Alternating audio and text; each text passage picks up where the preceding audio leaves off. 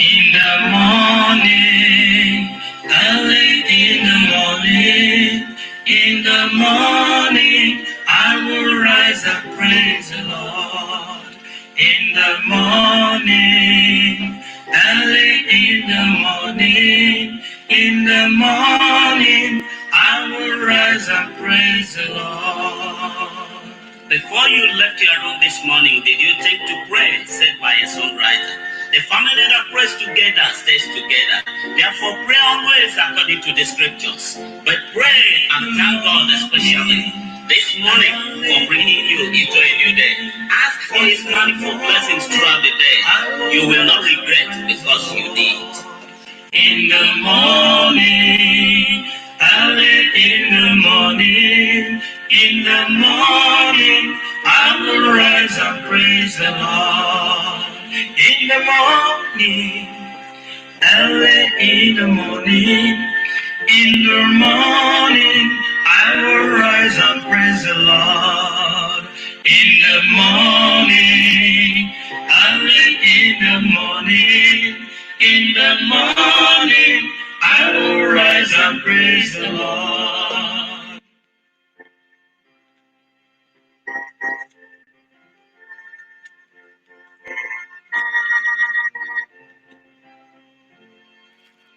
In the morning, early in the morning, in the morning, I will rise and praise the Lord. In the morning, early in the morning, in the morning, I will rise and praise the Lord.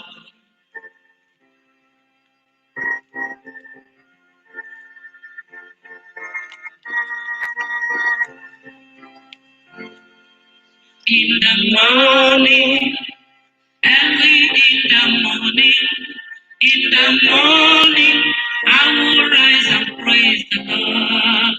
In the morning, early in the morning, in the morning, I will rise and praise the Lord.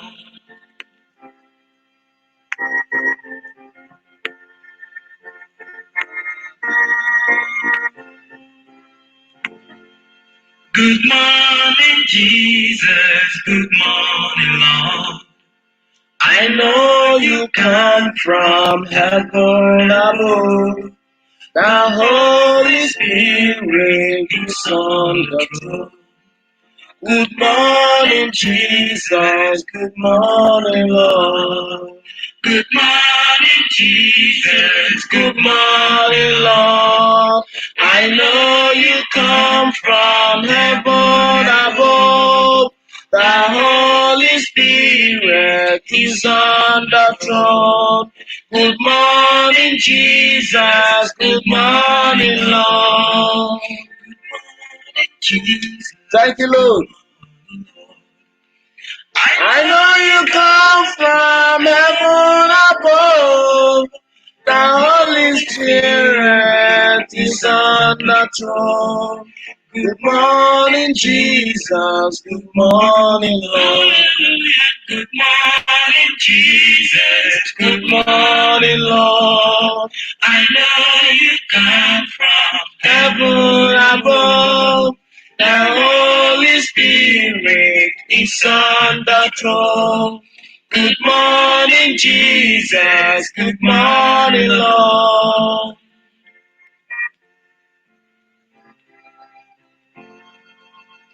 Good morning, Jesus. Good morning, Lord. I know you come from heaven above. The Holy Spirit is on the throne. Good morning, Jesus. Good morning, Lord. Good morning, Jesus. Good morning, Lord. I know you come from heaven above. The Holy Spirit is on the throne. Good morning, Jesus. Good morning, Lord.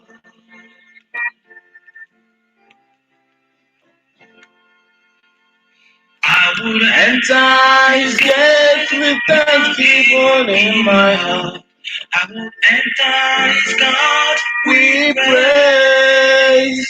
I will say this is the day that the Lord has made. I will rejoice for he has made me glad. He has made me glad. He has made me glad. He has made me glad. I will rejoice for he has made me glad. He has made me glad. I am so glad. I will rejoice for he has made me glad.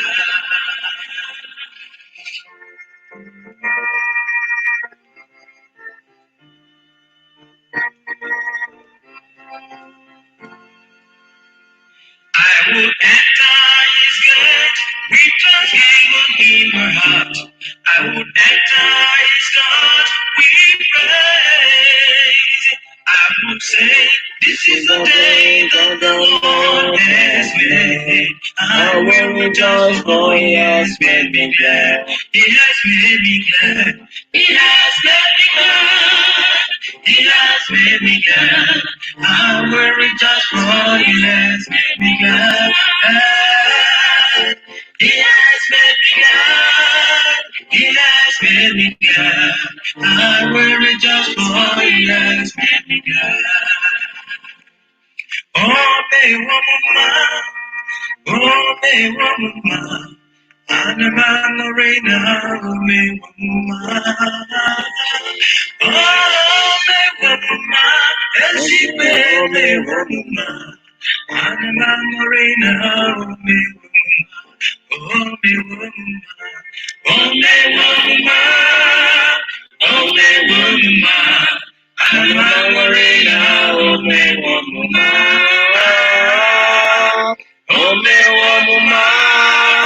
Omewomuma, Anamarina, Omewomuma.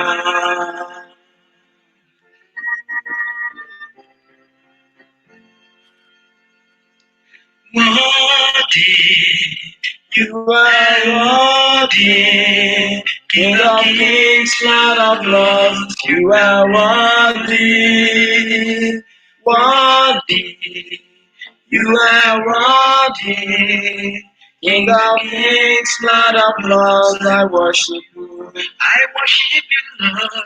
Worthy, you are worthy, King of kings, Lord of lords. You are worthy, worthy. You are worthy, King of kings, Lord of lords. I worship you. You are worthy, King of kings, Lord of lords. You are worthy. Worthy, you are worthy. King of kings, Lord of lords, you are worthy. Worthy, you are worthy. King of kings, Lord of lords, I worship you. I worship you, Lord. Worthy, you are worthy. King of kings, Lord of lords, you are worthy. Worthy, you are worthy. King of kings, Lord of lords, I worship you.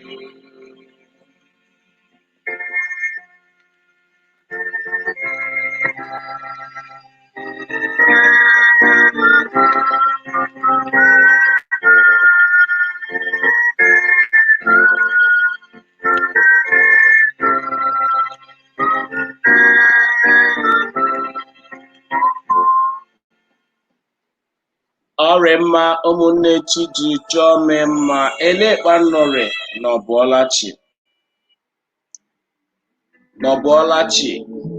Ekele dịrị gị, eze ndị eze ebe ihe ọrụ m n'anya wenye elu gị n'obe.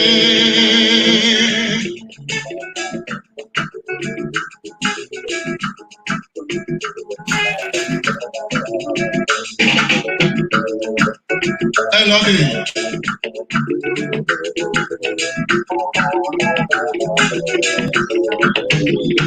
Oh, ekele dịrị gị, eze eze ebe hụrụ m n'anya kwenye gị n'obe. Ekele dịrị gị, eze ya ebe hụrụ m n'anya kwenye gị n'obe. Ekele dịrị gị, eze ebe hụrụ m n'anya. Igbo ndị ọma, ụmụnda Chineke nna bi n'eluigwe ka akpọ ọgọdọ ya eji apụ ala ahụkwarụ shọw oversize kama ọhụ ịhụnanya o nwere n'ebe anyị nọ imere ojila hafufula anyị aka elekpanụrị nabụọlachi hashim happy Sunday Sunday obi aṅụrị nyere onye ọbụla ebe na bọọla nọ na happy Sunday to you.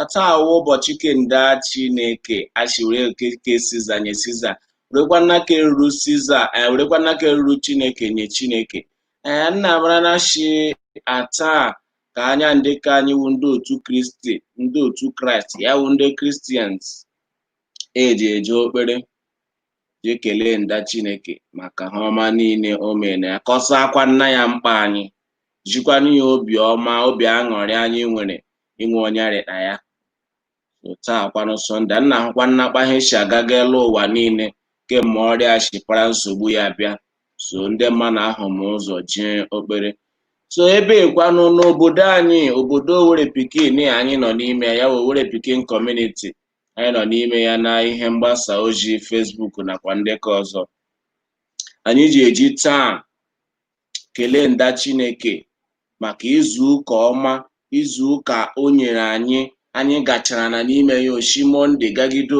garuo taa wụ Sọnde ọgwụ akpọghị anya ụkwụ enweghị ha ọwụla mere anyị Chineke were chọọ ọnọdụ anyị anwụhụ anyị arịkpa ọkwa ndụ so anyị bịalechaa ihe niile ndị o megala anyị ma ndị ka anyị mara na ma ndị ka anyị amahụ anyị si onye emega ihe anyị kpechiri si inye ya ekele anyị kpechiri si inye ya otuto n'ihi na ya wụrụ mmanụ megala anyị ihe niile na anyị akwụgbukomere onwe anyị ụgwọ anyị na-erela ọchịchị Naijiria anyị ga na-eji ụgwọ enwe kọntrị anyị aga-eji fụ ụgwọ enwe onye anyị aga-eji fụ ụgwọ mana ihe niile ndị Chineke megala anyị free of charge enwere ego ọ naga gị ndụ o nyere gị ọ nara gị ego niile ahụ inwe akwa ịma na asa ya nwecha ya enwe ọ naga gị ego iji nye gị ego olo ụmụnne ahụ o nyere gị enwere ka ọ naga gị ego echekwaga ndụ ahụ o nyere gị ọ naga gị ego ya echekwaga gị ya lelee ihe ọwawa ahụike o nyere gị ọwa obiọma o ji enye gị o ji eme gị ya na-enye gị ihe ya na-eme gị obiọma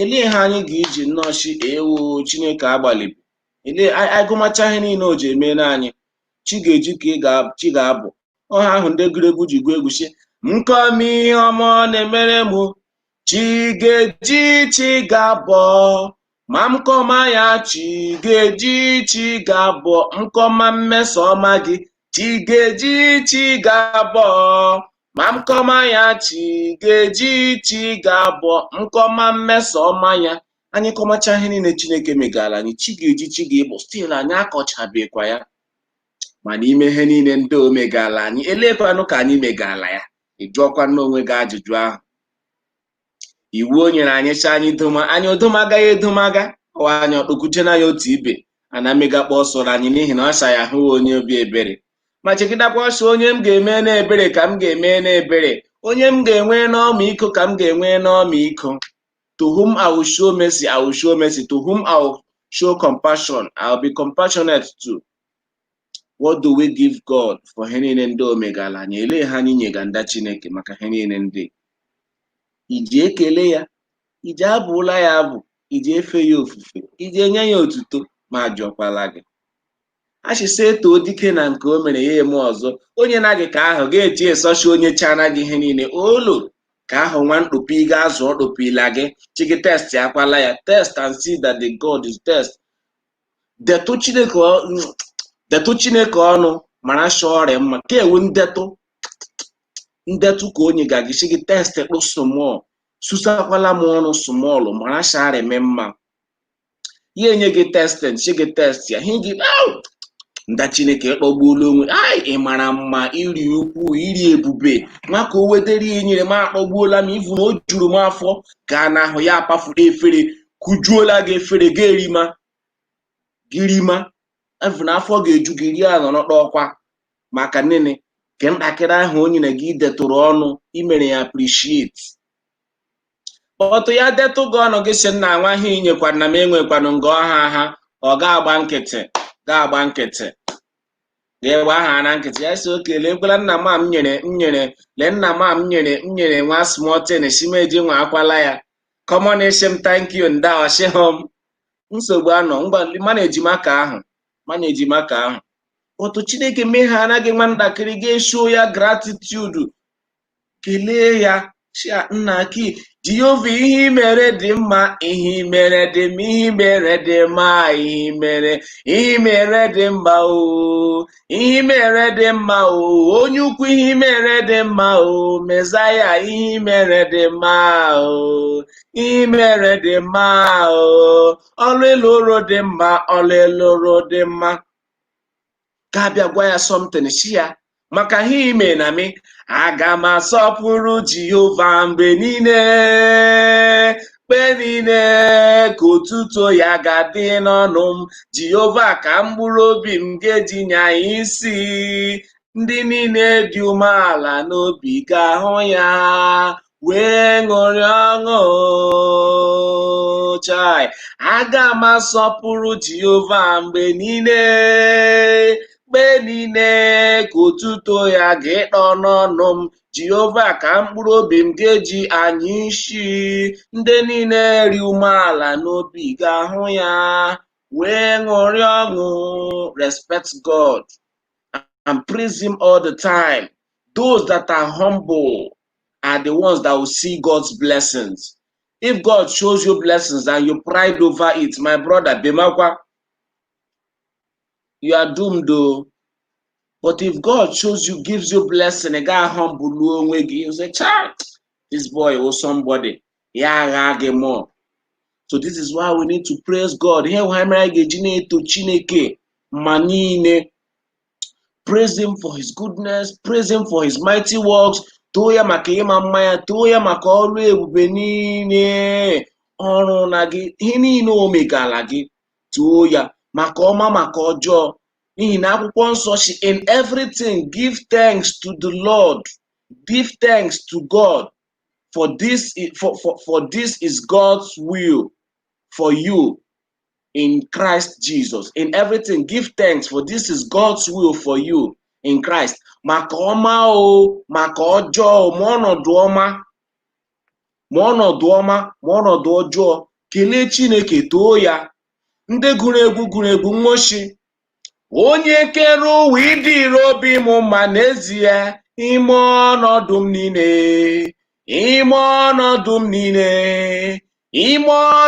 niile Chineke ịdịrị obi m mma n'ezie n'ime ọnọdụ ọbụla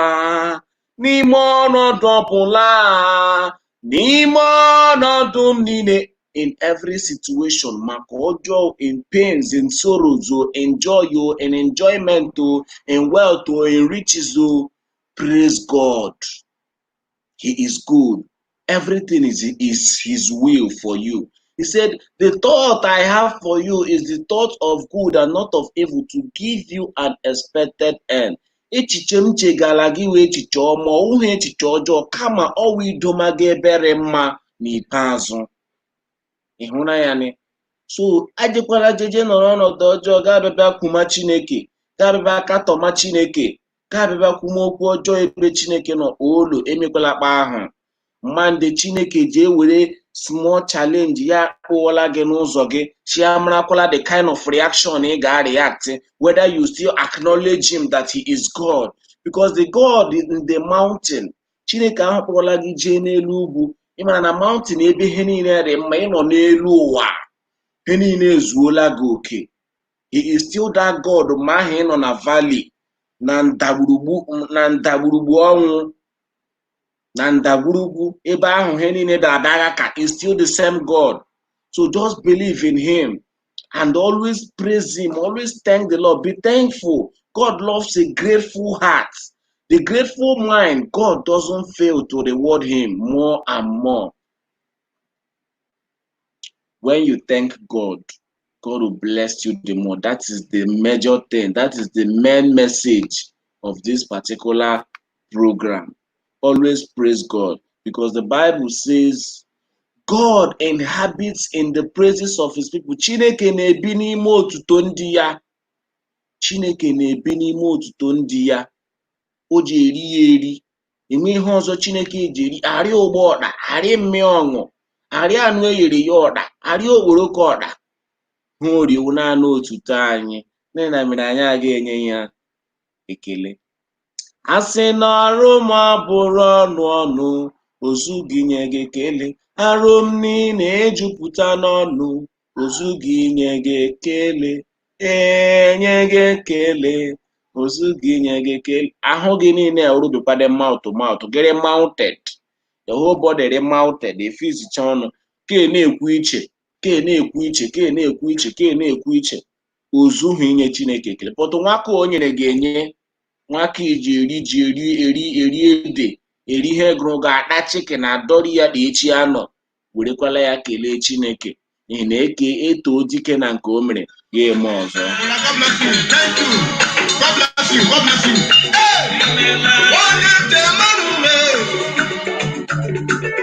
Chineke gọzie gị nwanne m.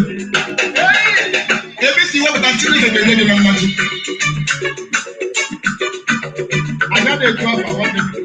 Ekele ka anyị bịa ka anyị kelee Jehova. Ọ bụrụ na mmiri wute ebe a na-abụ Jizọs aka gị. Maka ọnụ ugwu ka bụ. Onye na-ekwu okwu na Jerusalem abịa ka bịa nọ mmezu ya. Anyị na-asị ya Chineke imela.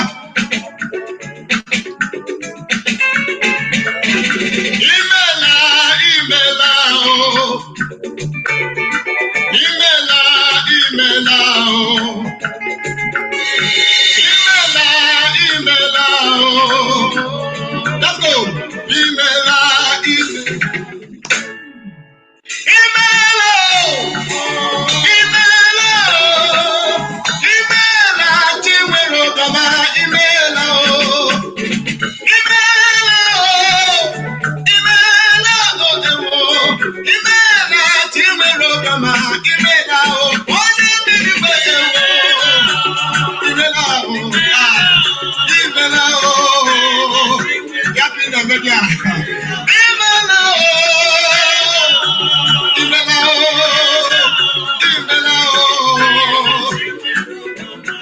Mommy, God bless you.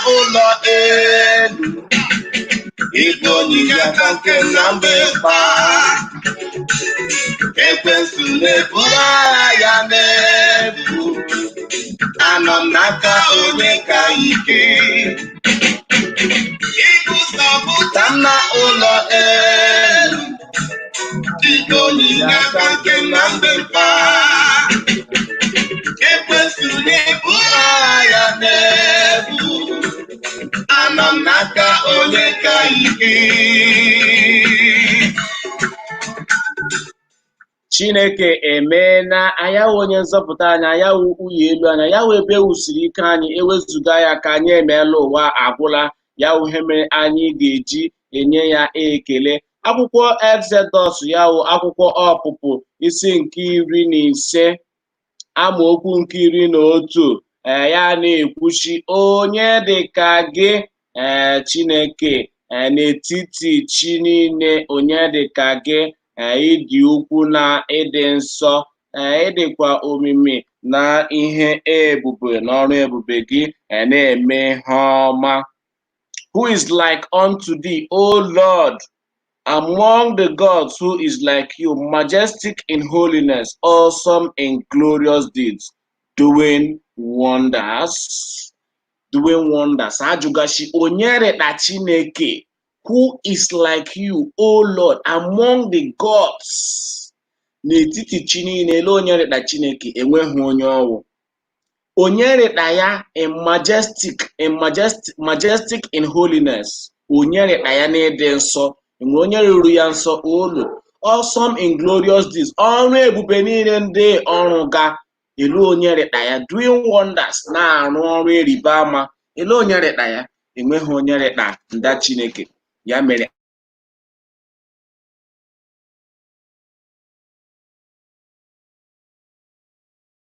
anyị ga-eji eto Chineke ekele, anyị ga-eji eto ya otuto, kelee ya maka ọrụ ọma niile ọrụ gaala anyị, ihe niile o mega n'ime ndụ anyị. So ebe ahụ ị nọ, wefụta obi gị, wefụta ihe niile ị nwere, wefụta obi gị, Chima ala obi gị, too Chineke. N'ihi na Baịbụl sị anyị too Chineke, ọ ga-adọrọ mkpụrụ obi nye onwe ya. Kpaala ya aka, gbachie ya ike, ka anyị kelee Chineke.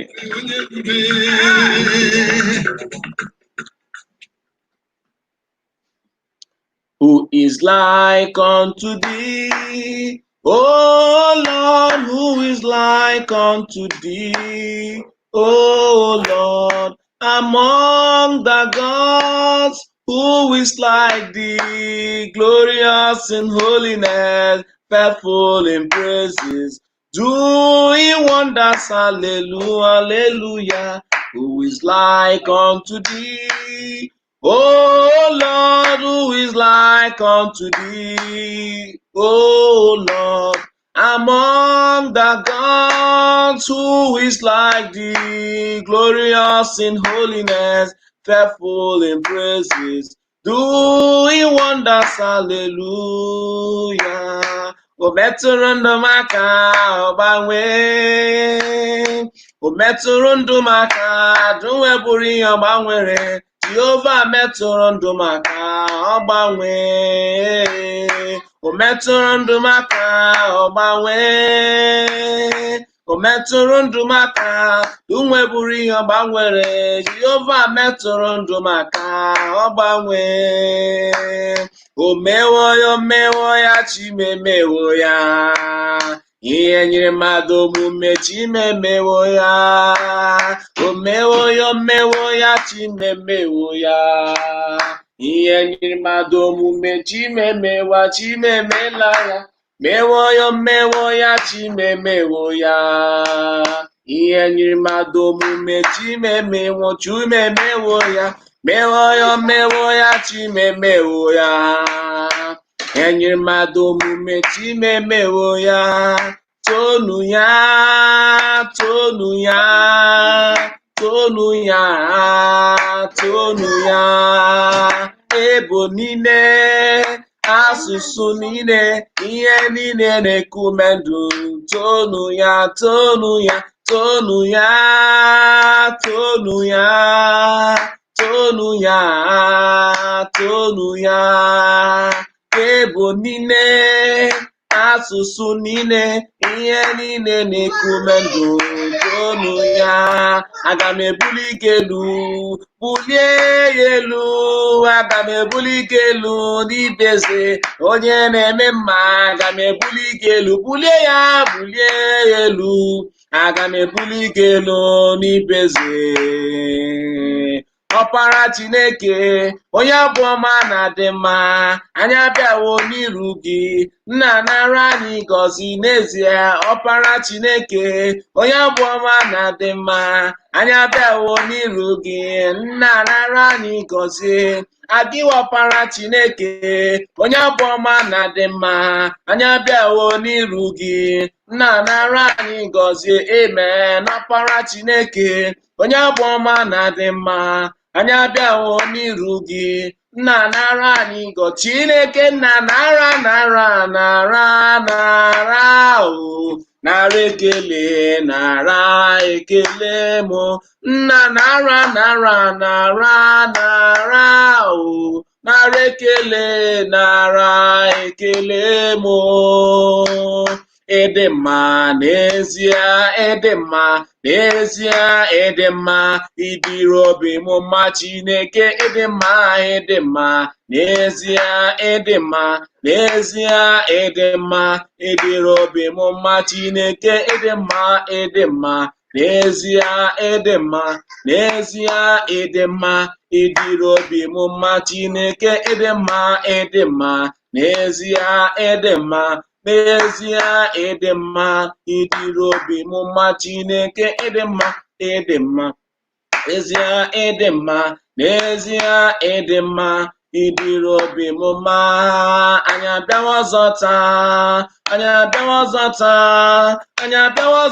Chineke ka ọ dịrị anyị na mma anyị abịawa ọzọ taa ndị ga-abịawa ọzọ taa anyị abịawa ọzọ taa Chineke ka ọ dịrị anyị na mma amen anyị abịawa ọzọ taa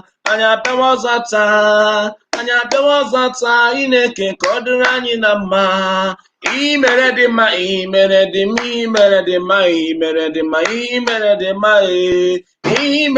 mma Chineke imere dị mma imere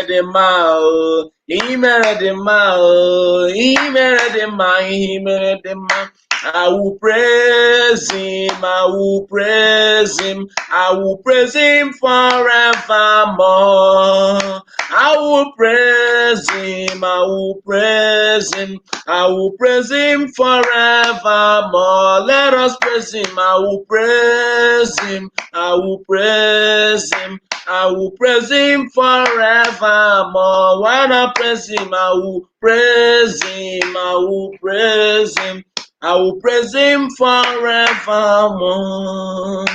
I will enter his gates with thanksgiving in my heart. I will enter his courts with praise.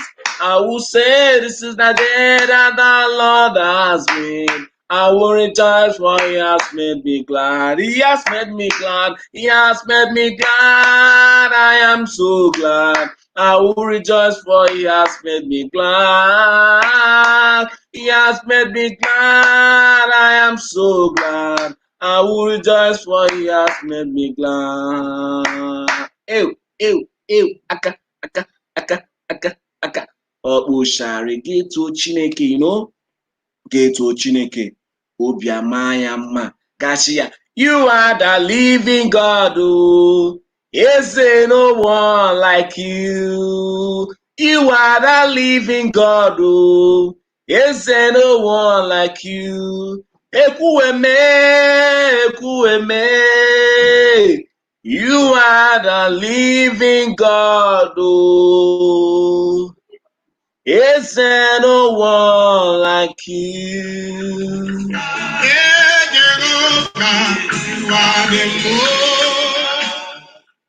Ọrịa Chineke is the most high God. Ewetuo ya enweghị onye ọzọ anyị nwere. Enweghị onye rịda ya n'eluigwe n'elu ụwa, naanị ya wụ eze. Ọrịa ihe ọzọ anyị ga-aba n'ime ya wụ akụkọ otito urulaka na akụkọ otito. Achọrọ m ka ọrị brief so that anyị enwekwara ihe ndị ọzọ anyị nwere enwere ihe ndị ọzọ anyị nwere. Enwere nkwa Chukwu kwere anyị, nkwa Chukwu, and nnụ ka aha a ga-akpọ na phone. Ị ga-akpọ m ga-echuzuo from number 1 to number 16. From 1 to 16 ahụ ma agwa gị nkwa Chukwu kwere gị. Enwere nkwa Chukwu kwerere gị. So you choose from between number 1 and number 16. From number 1 to 16, any number ị chọrọ Get choose, then you call me, I'll take your calls and tell you nkwa ahụ Chukwu kwere. But nobody should call my main line. Enwe number m ga-drop. Enwe number m ga-drop for ya wụ nkwa Chukwu kwere. Ka gị kpọọ m, ma gwa gị nkwa ahụ Chukwu kwere gị, nkwa ahụ Chukwu kwere na ndụ gị. So ọkpa oshiari ọ ka nkwa oge abụ otuto anyị maka ndị jọsụrụ esogo anyị ugbulaka na achime nọbịaruchana ka anyị ga-akwanụ n'ihu, ka anyị ga-anụ n'ihu, n'ihi na oge abụrụ nwanne nke mmadụ. Ebe ndị ọzọ dara mba ka ị na-edu mmanụ, ịgwọrọ m ọrịa mgbe m nọ n'ọrịa, mgbe m na-eruju ihicha mmanya, ya ka ndị na-akpọ gị Jehova mee ụdọma. Ya n'oge ekele elu Jehova n'ebere, Ka anyị kelee Jehova. Olileanya bụ olileanya na gị. Ebe ndị ọzọ dara mba ka ị na-edu mmanụ, ịgwọrọ m ọrịa mgbe m nọ n'ọrịa, mgbe m na-eruju ihicha mmanya, ya ka ndị na-akpọ gị Jehova Jehova Ibuchi anya m ji ahụ ụzọ. Agara bachiri ụzọ nwoke obiọma, olileanya nke ndị nsọ, Ọ furere anya ma ihere gị ọkụ. gịnị ka m ga-eji tọrọ gọzọrọ gị? Enwere linki abụọ m shiala nga ahụ, ọ link for our live video. So if you want to appear here live and share your testimony, ihe awụ oge for testimonies, and I want it live. So achọrọ m ka ụwa hụ gị, achọrọ m ka ihu gị gbaa na nga na nwa na-ahụ m, nwa na-ahụkwa gị, kpa ị ga-eji ashia testimony gị, ka n'ihi na achị ekele Chineke na nke o mere ya emekwa n'ọzọ. Achị Chineke meela gị ihe, gaa kọọla ụmụnne gị, kọọla ụmụnna gị ha ọma o mee na gị, ọma o mee na gị. So for testimony, will link. Get click na ya join ya me live. Get click anything or she can me allow everything. Give me na Mozilla Firefox or Google Chrome or Mozilla Firefox. Get ya mepe link ya rela gemma.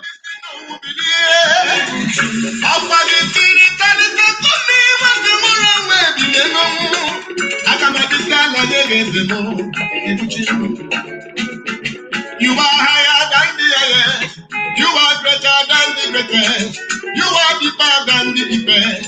It's every day, Papa. Ibuchimo. I got about to lose the more. Holy land and candy star. Okurela Maria. Kini can get it for a gozorodi. I got my distal and you get the more. Ibuchimo. Shut down.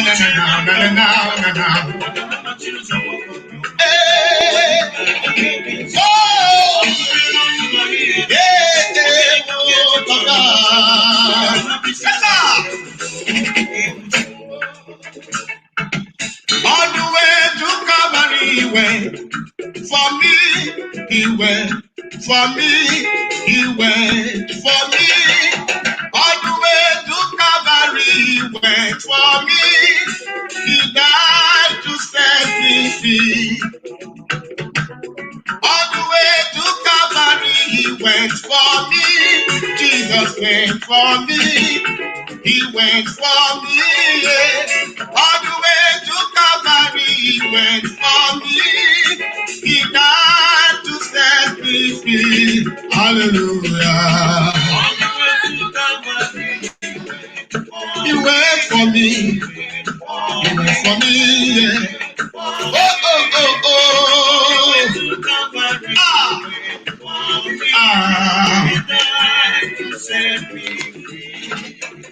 Arịma ha anyị nọ n'ime ya ugbulaka na-awụ oge akụkọ otuto. So ha ga-emewu kpọọ m. Okay, ha ga-emewu gị chọọ ịkọ ya na ịchọrọ ịkọ live, you can share, you can join here.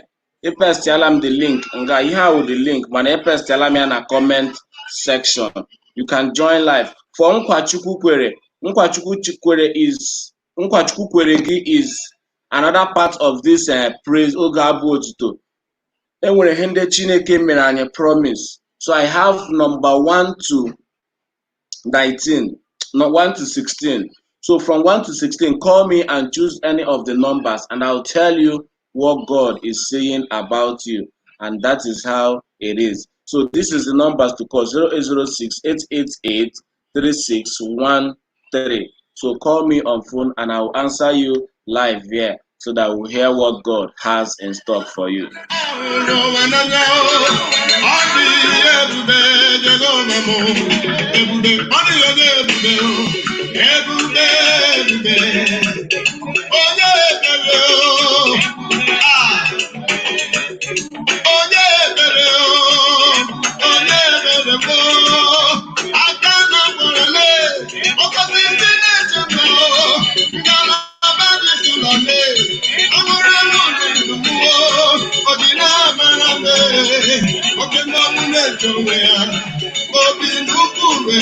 Chineke na nke mbochie onye ji mmiri ya gbọra olu dị ekele ji papa site n'ebighị ka ekele m na-agara gị site oke otuto na-agara gị maka ndị eri gị tupu ndị ga-ede m ndị aka nụọ ekele mara mma inye gị aga m eme gị ekele gị onye ebere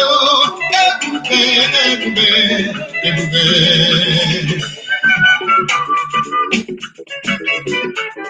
So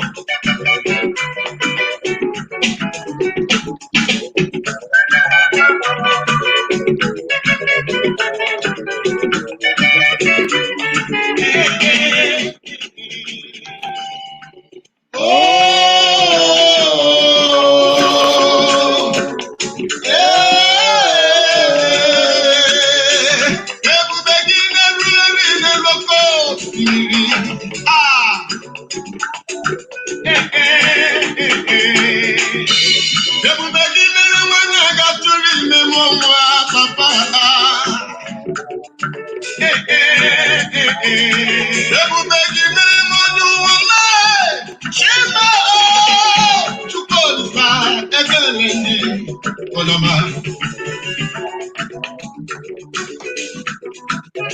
onye ebere ebube onye ọma na-emela onye isi ya chukwu ndụmọdụ m omezi nwe omerere odu na-adọta na nrọ ejikwa iri ya ababa isi atọ na mba m ọgbakọ ibere aka kere ụwa chọọ ya mma obi nnukwu ụka na ọbịbụ mmụọ na-eri mmụọ na-eri mmụọ na-eri mmụọ na-eri mmụọ ebube ebube ebube ebube ebube ebube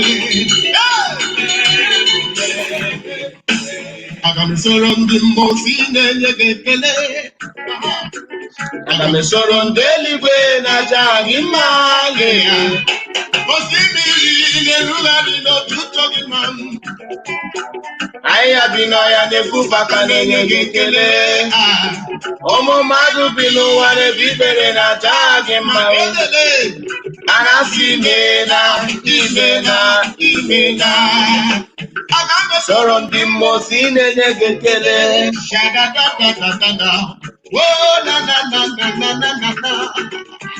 osimiri ahịhịa bi n'ọhịa na-efufe aka na-enye gị ekele ụmụ mmadụ bi n'ụwa na-ebi ikpere na-aja gị ma a na-asị imela imela imela imela baba imela imela imela eze imela papa imela Ọka ụkwa oge abụ otuto with that Owerri pikin elekemega happy Sunday to you. Yarume jọsụrụ eso ga anyị abụọla abụ bụ abụ Kubulaka anyị na uhe akụkọ otuto ya obe nwere ihe Chineke mee na gị kọọ ya ka ndị mmadụ nụrụ anyị ekelekwanụ Chineke n'isi gị gị chọọ ga klike na linki na ji kpọọ me gị klike na linki join ya live ọkwanụ gị chọọ no don't call on WhatsApp, don't call on WhatsApp abeg. Don't call on WhatsApp. If you want, call that number, normal phone call, no WhatsApp phone call. If you call WhatsApp on WhatsApp, it will truncate this program because that is my data line. That's my data line and my data phone. So when you call on WhatsApp, it will truncate this program. So call the numbers, live call, or you call on this program, this particular program with this StreamYard link. Just click on the link, allow everything. Then you appear live here on the screen. So that is how it works. Then we'll have a program, a part of this program, Nkwachukwu Kwere. So there are promises God made to you. When you choose any of the numbers, I'll tell you what God promised you. So I'll read it out. Everybody will hear the promise of God upon your head, and so shall it be in Jesus' name. Amen. So you can call the numbers on the screen 006-888-3613 for that Nkwachukwu Kwere. Then this is the link to join on StreamYard. You can message me on WhatsApp. Let me give you the link, but don't call.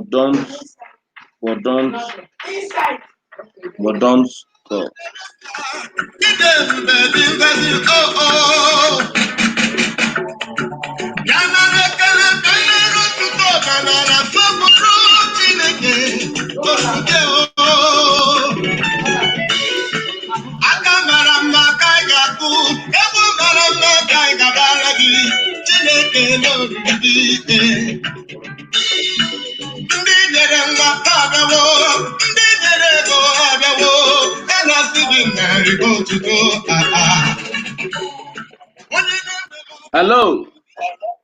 Ebola Cheba Hena.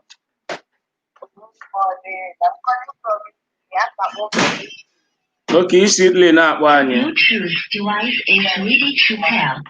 Let me return.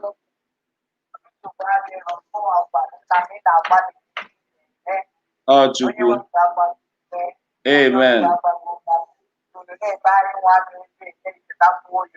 Amen.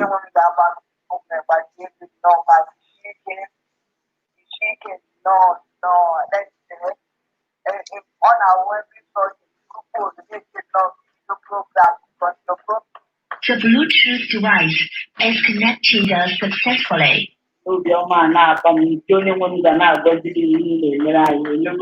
Amen. Elekwana aha gị? Isa aha gị wụ? Emanuela Mado. Okay, Emanuela Mado. Yes. Okay, you are. Thank God. I hope you are richly blessed today. Yes. Okay, isi Italy na abanye. Eh? Isi no Italy. Yes, I am in Italy. Okay. Thank God. I thank God for you that you are in. Yeah, most times I call international call like that. The network in the put that strange number, but I'm calling right from Italy. Very. Okay. Okay, enwere akụkọ otuto ị chọrọ ịkọ ihe Chineke mere na gị? Chineke mere owo that na the city nọ na Italy, one of the cities, this coronavirus really is so bad. But na Jehovah mere ya after everything mere no ba gburugburu ebe niile anyị nọ nwenye ihe mere my friends ụmụ nwanne m nweghị ihe ọbụla mere anyị ma ndị nọ n'ụyọ ma ndị nọ n'ama naanị nke ahụ ezumike Chineke na ekele na nsọpụrụ ga-adịrị ya because na ihe nwụrụ n'Italy ka nkụ mgbe o mechakwara ụmụ nke Chineke anyị apụtakwa n'ime onweghị ihe ọbụla mere ya dịka ụmụnne m soro m ka ihe Chineke ekele nyezie ya ọma. Amen. Chineke ihe o mere ọ gwụla sọ ya nwa ga-emere anyị ya. Amen. Anyị butere obi. Anyị si Chineke nara ihe ọ ga na-emere anyị nkwa na ọ ga na-eme ya na-aga n'ihu. Amen. Anyị si Chineke na-arụ ekele. Anyị si Chineke na-arụ ekele n'otuto n'isi gị n'aha Jizọs. Amen. Ngwa họrọ otu ha ewu nkwa Chukwu kwere gị ị nọ nga ahụ oke ihe awụ nkwa Chukwu kwere gị from 1 to 16 họrọ otu nọmba ka m gwa gị nkwa Chukwu kwere gị. 9. Number 9. Yes. Okay. And number 9 ewu 1 Peter chapter 5 verse 10. Ya bụ akwụkwọ Peter isi nke ise amaokwu nke 10. Okay. Also, 1 Peter chapter 9 from verse 5 verse 10. 1 Peter chapter 5. Igegantị 1 Peter 5 verse 10. Okay. Ebe ahụ kwuru sị, but the God of all grace.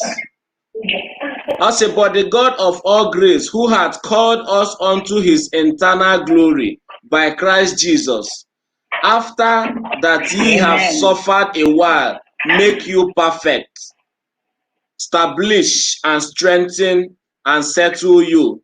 So ebe ahụ na-ekwuchie Chineke nke amara niile, onye ke kpọrọ gị site na ike na ebube ya nwa iwu site nwa ya Jizọs Kraịst, si n'ahụhụ niile ndị na ịkpara ọ ga-eme ka izuo oke, ọ ga-akwado gị, mee gị establish, ọ ga-agba gị ume ma setụlụ ọkwa gị. So ha ewu nkwa Chukwu kwere gị ma ka ọ ga-esi arị n'aha Jizọs Kraịst onye nwe anyị. Ndewo. Ime na ịkpọrọ anyị. God bless you. Happy Sunday. Ndewo. Onye na ebe ahụ? Anya onye nọ? Onye na-ekwu? Ị bọọla chi?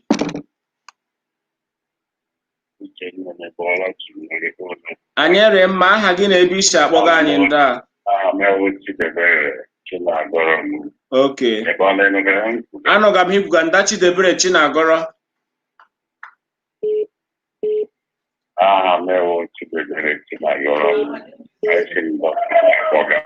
Isi ole? Dublin Island. Okay, Dublin Island. You are welcome, sir. Okay, elee ihe Chineke mee na gị ị chọrọ ịkọọla anyị?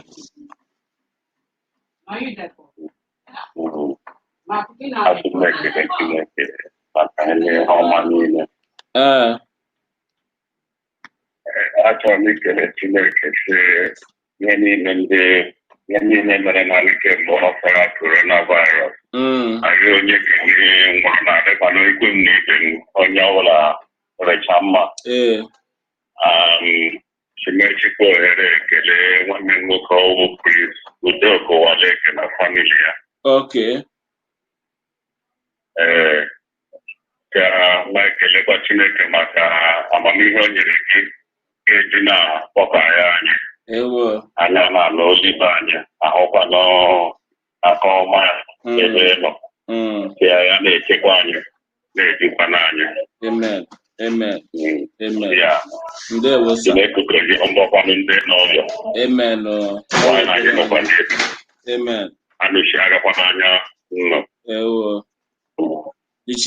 Chineke ga-agọzi unu. Mee ka oji na-eruo Prince Udoka Waleke. Ọ ga-eru Prince Udoka Waleke, onye ụmụọma. Ama m ya. Nwanne ya Awa Obinna Waleke. Ọrị mma nda ị nọ nga ahụ? Ahọrọla nọmba 9. Ahọrọla nọmba 9. Awọ nwanne m nwaanyị. Okay, nsogbu anọ. Ahọrọla nọmba 9. Hewu nkwa Chukwu kwere gị. So from number 1 ruo nọmba 16 ewetuo nọmba 9 họrọ otu ma gwa gị nkwa Chineke ikwere gị taa.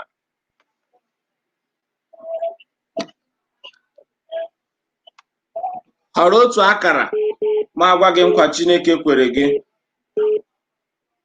Number 7. Nọmba 7 akara nke asaa. Akara nke asaa kwuru shi.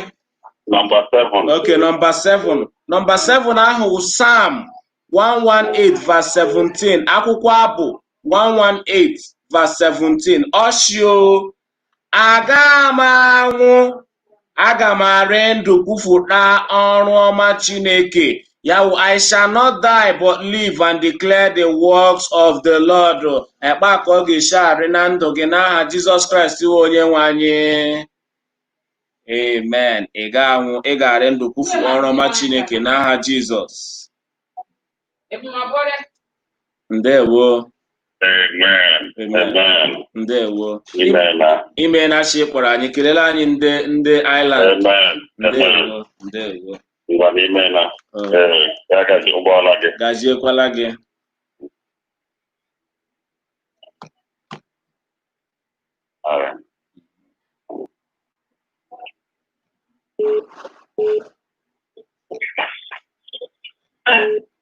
Ọrịmma ya rushi jọsụrụ abịaga ugbulaka kpọọ anyị n'akwara ekwentị na-anọ nga na kpọọ anyị n'akara ekwentị nọ na skrin nga ka ịkọ akụkọ otuto gị, gwakwara anyị ihe Chineke mere gị, ka anyị gwakwanụ gị nkwa Chukwu ikwere gị. Ndewo.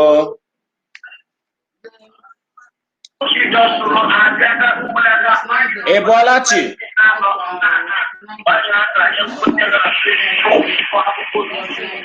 Ị bọọla ebe ahụ ị nọ?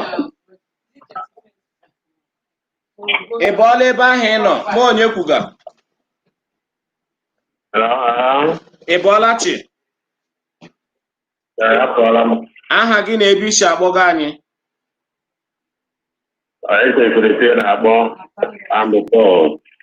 Isi wụ Pọl. Isi ole? Okay, Pọl, ndewo. Pọl, gaa n'ihu. Elee ihe Chineke mere na gị ị chọrọ ikwufu taa? Chineke mere nyere anyị ogologo ndụ, anyị dị ogologo ndụ n'ụbọchị nke taata niile, n'agbanyeghị na COVID-19 niile, ọ ga-adị agbasi ike n'ogologo ụbọchị nke taa. Amen. Anyị ekelela Chineke n'isi Pọl, anyị si Chineke gọzie ụbọ gị immediately n'aha Jizọs. Pọl, enwere ha ọzọ ị nwere ikwu tupu anyị aga n'ihu? Onye ọzọ kwuru ikwu na-abụ ekele m nyere Chineke n'ụbọchị nke taata, onye na-ana ekele ka m na-enye ya. Nsogbu anọ. Chineke anụ n'olu gị. Iwu Pọl so na ndị rụrụ ọrụ ahụrụ anya n'ime akwụkwọ nsọ, mana Pọl ụkwa nwoke laikiri ego. Oge ruru m oru, Pọl sanya ha ga-arụ ọrụ ọwụla ego ha anọghị ime. Apọstọl Pọl, anyị si Pọl akwerekwa Pọl ka akwụkwọ nsọ. Agwọ ahafụhụ na emughe ọdụ ya rie ogologo. Pọl, ndewo. Ngwa Pọl ahọrọla akara 9, họrọ akara 7, site n'akara nke mbụ ruo n'akara nke 16, ya from 1 to 16. Họrọ otu akara ka m gba gị nkwa Chineke ikwere gị taa. Nọmba 10 akara ka 10. Okay, akara ka 3. Okay. Akara aka 3 ọwụ ozi Chineke inyere gị site na akwụkwọ Aịzaya isi nke 60 amaokwu nke mbụ. Aịzaya chapter 60 verse 1. Chineke gwara gị sị, bilie Pọl, bilie ma nwoke, maka ihe gị abịala. Ebubeke Chineke ebiliela n'isi gị. N'olu ndị oyibo, Pọl, Chineke sị gị, arise, shine, for the light is come and the glory of the Lord is risen upon thee. Pọl chidata jema ihe ke Chineke ebiliela, kpaka ihe ke Chineke ga na-esi enwu n'isi gị n'aha Jizọs Kraịst onye nwe anyị. Pọl, ndewo. Aga Chineke kwụ ụkwụ na ụkwụ gị zọọ ya azọ. Ndewo, ya rịela gị mma nwoke ọma Pọl. Ndewo, daalụ na ị kpọrọ anyị. No.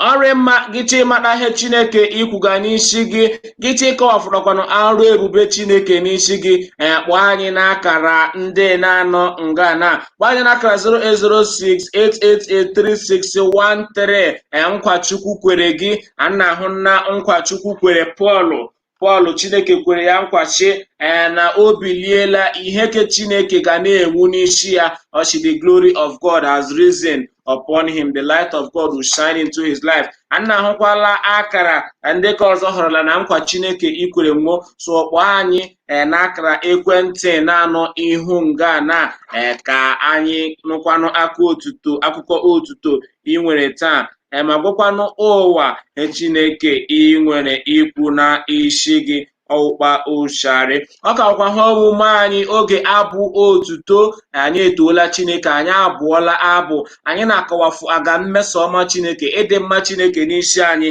n'ihi na Chineke si onye ọla emere na ha ọma ya kelee Chineke elekwanụkwa anyị si ekele Chineke all through sharing of testimonies and thanksgiving so gbaa mbọ kpọọ anyị ugbulaka na ka ikele Chineke gbasara ịma mma ya nakwa ịdị ukwu ya n'ime ndụ gị n'ihi na asị ekele dike na nke o mere ya eme ọzọ ekele dike na nke o mere ya eme ọzọ. Okay, let's go on G.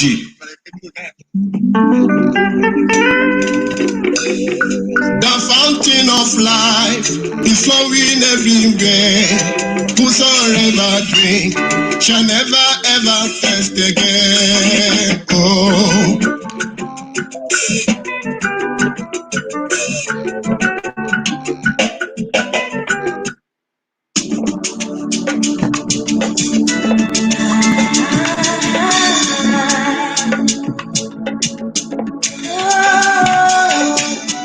Emekele gị Stella Mani Ugochukwu Donald Ọpara si Mama Martins nọ na-etokwala Chineke ebe ahụ ị nọ wefụta obi gị na-eto Chineke Dendovu Chibụzọ Somtochukwu isi ya gajibuola gị nda Chineke gọzie gị immediately gọziekwa gị instantly Finaline Chinonso isi good morning and happy Sunday ndewo Lady Lydia Azubike ndewo Evangelist Asim Chineke gọzie gị ebe ahụ ị nọ immediately kpọọ anyị n'akara ekwentị nọ nga na ka anyị gwa gị ihe Chineke kwuga n'isi gị ka ị gbasakwanụ ozi ọma gbasala ụwa ihe Chineke mee na gị gwa anyị ka esi atesa akwa nnụnụ ga ihe niile ndị kpọgakwugakwa ọrị clear ịnụnụ ihe niile mma na-akpọ ndị na-akpọrọ kwuru enwere ka ịnụhụ ya rụmọrị ịhụ clear na-agwa mmeme ya adjust ya kwanụ mọrị clear na-emekwa mamara so kpọọ anyị ya kwa ma ị chọrọ ijoin this live broadcast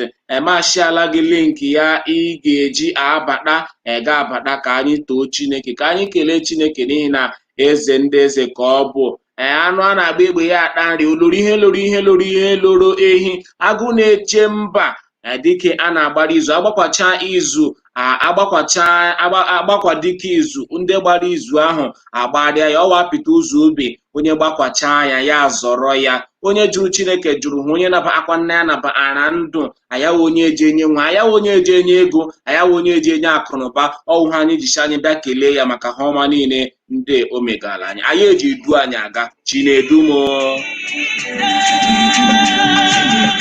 Prince Tochukwu elu gwara Joseph P. Okorie ekelela m gị ndewo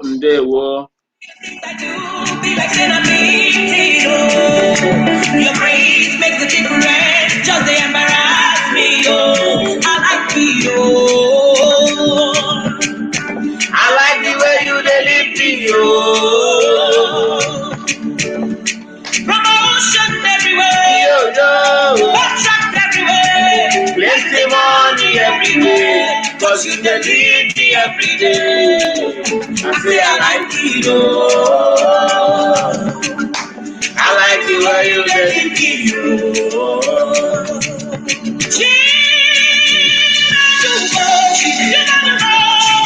Jesus, you are taking me higher.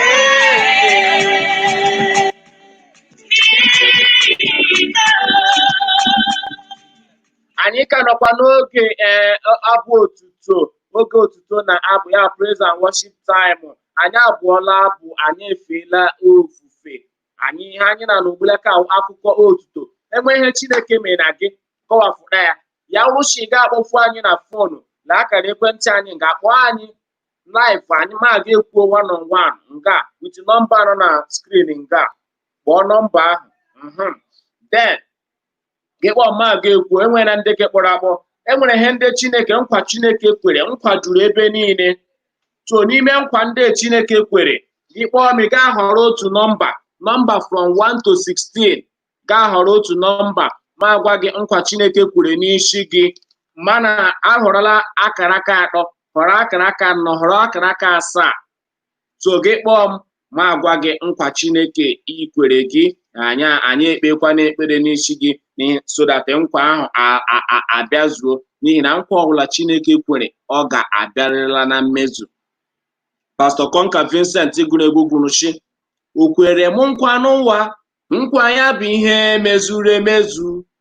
Okwu na ndụ m, okwu akpọrọ tantam. Nkwa Chukwu kwere, nwanne m adịghị agbana ya agbana. Okwu ya okwu akpọrọ stamp. Enwere onye kpọga anyị ka anyị werekwala okwu na. Ị bọọla ebe ahụ ị nọ? Hello, good morning. Good morning. Aha gị na ebe isi akpọga anyị? Afa m bụ Noble Lizzie, esi Lagos akpọ. Oh, Noble Lizzie, ị bịaruola. Noble Lizzie, elege mega happy Sunday to you. Chukwuma. I wish you the best. Ndewo. Arememma ngekwanụ. Ademma. Ọrịmma. Noble Lizzie, kọwafụla anyị ihe Chineke mee na gị na nkenke ka anyị na-agakwa n'ihu. Chineke mere rụọrọ m ọrụ ọma dị egwu, amabeghị m ihe m ga-eji wee kene nye. Chai, nyesuo ya otito ya imadụdị. 2019. Okay. Mụ na ndị be m na-ana ụlọ Krismas wee pụta na Asaba, moto anyị wee nwee accident. Anyị nwee accident tọmbụgharịa ihe ruru ugboro 6. Anyị pụtakwara, ụmụ m niile pụtara ndụ, moto anyị squeeze. Onye bịara ebe ahụ nwe onye ya ama na mmadụ si n'ime moto ahụ pụta. Anyị niile na-epụtakwa alive, o nwere ihe mere anyị. So wee bụrụ ihe Chineke otuto na dịtị ndị m n'obi since ụbọchị ahụ wee ruo taa.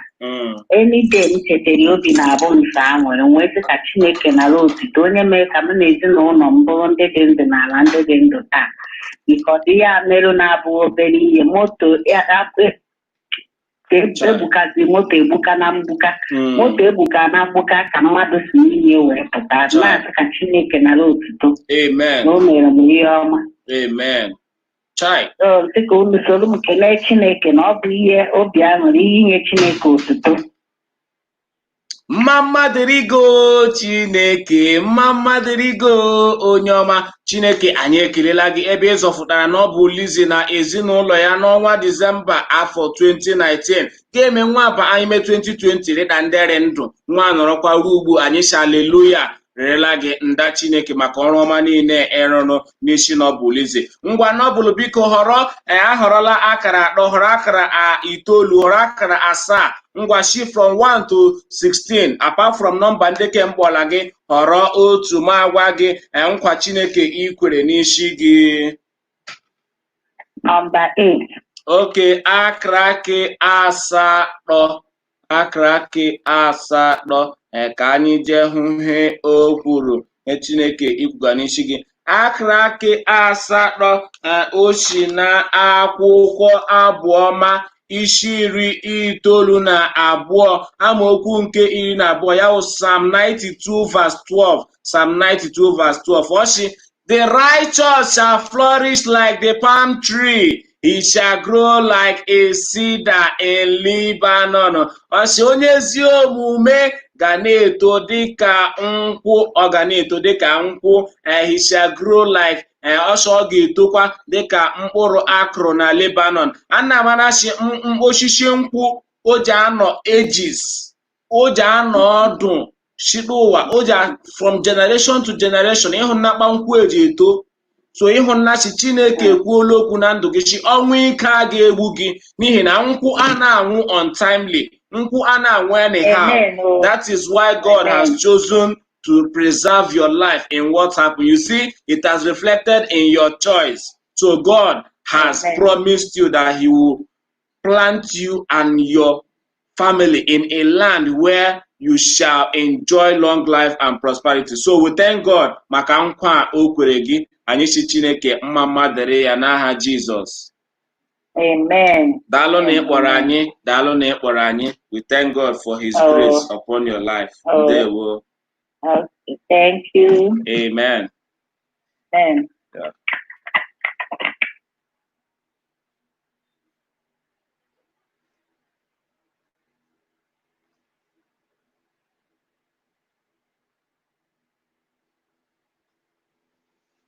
Oh, Oge Otito, keep the calls coming. Keep the calls coming. Nobulizi werela akara nke ya.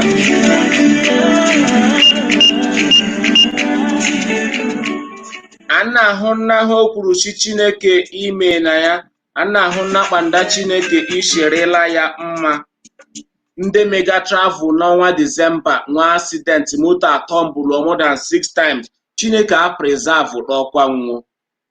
Enwe ihe mere ya ezinụlọ ya. Moto egbukara arụ afọ ụdị moto egbuka moto. Mana Chineke echekwa akwa nwụọ. Ihe awa akụkọ otuto. Chineke jijenụ ya kpa ekele Chineke kpa maka ọrụ ọma ọrụnụ. He will keep on guiding and protecting them. So we say may God continue to protect them in Jesus' name. Amen. Ya bịa họrọkwa nkwa Chukwu kwere ya. Nkwa Chukwu kwere ya hụrụ akwụkwọ Psalm 92 verse 12. Ya sị, the righteous shall flourish like the palm tree. He shall grow like a cedar in Lebanon. Nna ahụ nna ya, anyị ekelela Chineke maka ka ahụ.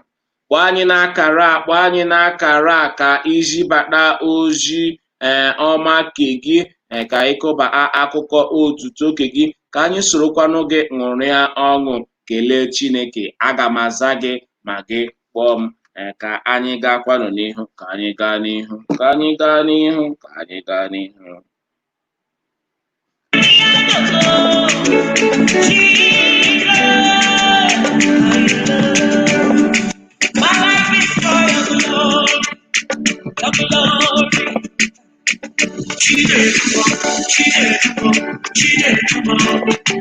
Taking me higher, Jesus.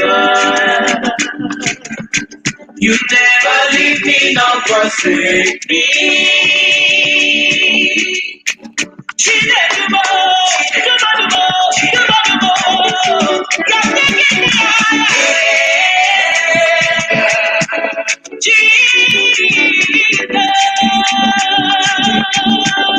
My life is for your glory. You make the living I do be like an big oh. Your grace make the difference, doesn't embarrass me, oh. I like you, oh. I like the way you lift me, oh. From oceans everywhere, contract everywhere, plenty money every day, cause you believe me every day. I say I like you, I like the way you. Ọrịmma kpọọ anyị n'akara ekwentị ahụ ịnọ na ihu skrin gị nga ahụ. Ọkwanụ ga-edebata ozi otuto gị ga-edebata testimony gị. You can type your testimony there. Let me see how it goes. I'll still share it from there. If you cannot call, type in your testimony there and send it. I'll read it out to the people of God so that I'll glorify the name of the Lord with you. Enwere link m pastere all for live video. If you want to join me here live, may divide your screen. You go on one side, the man on one side, and you hug it live. Get share your testimony. So once you click on that link, you allow camera, allow microphone, allow everything. If you want to be live here with me, on one side, the guy on one side, I'm not hungry, guy at once. to Oba Oshari. Write in your phone, write in your messages, the testimonies, and you can choose. You can choose from there. We have taken 3978. So we have from 1 to 16. Apart from 3, 9, 7, and 8. So you can still choose anyone. Blessed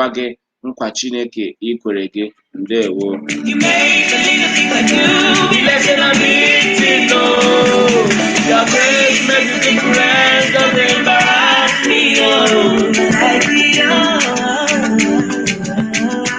I like the way you did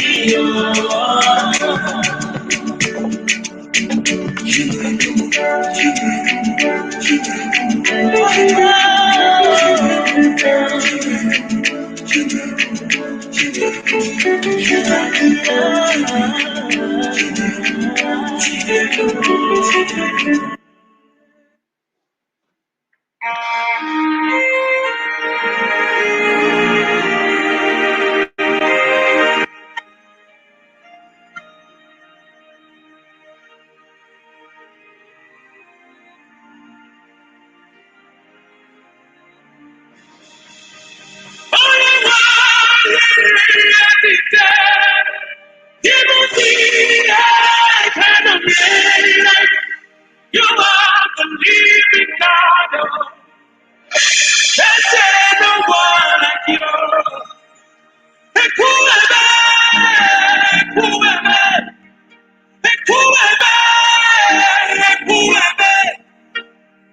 You are the living God. There's no one like you.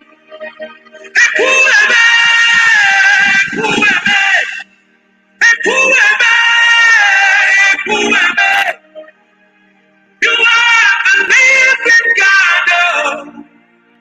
There's no one like you.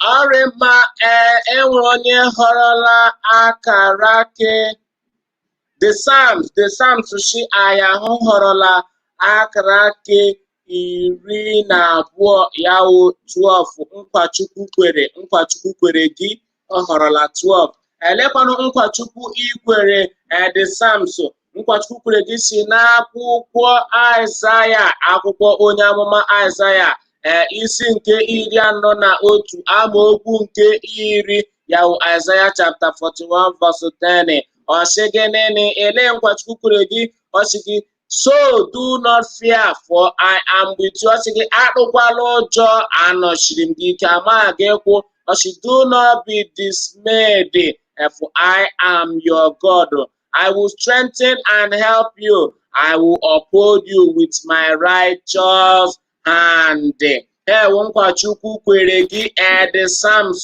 Psalms Chineke si gị do not fear, Psalms, do not fear. I am with you, Psalms, do not be dismayed, for I am your God. I will Chineke gị, aga m enye gị ike, I will strengthen you and I will help you. I will uphold you with my righteous right hand. Ya wụ egwu ahụ Chineke ego na gị sị gị Psalms. Atụla egwu gị ka m nọnyere.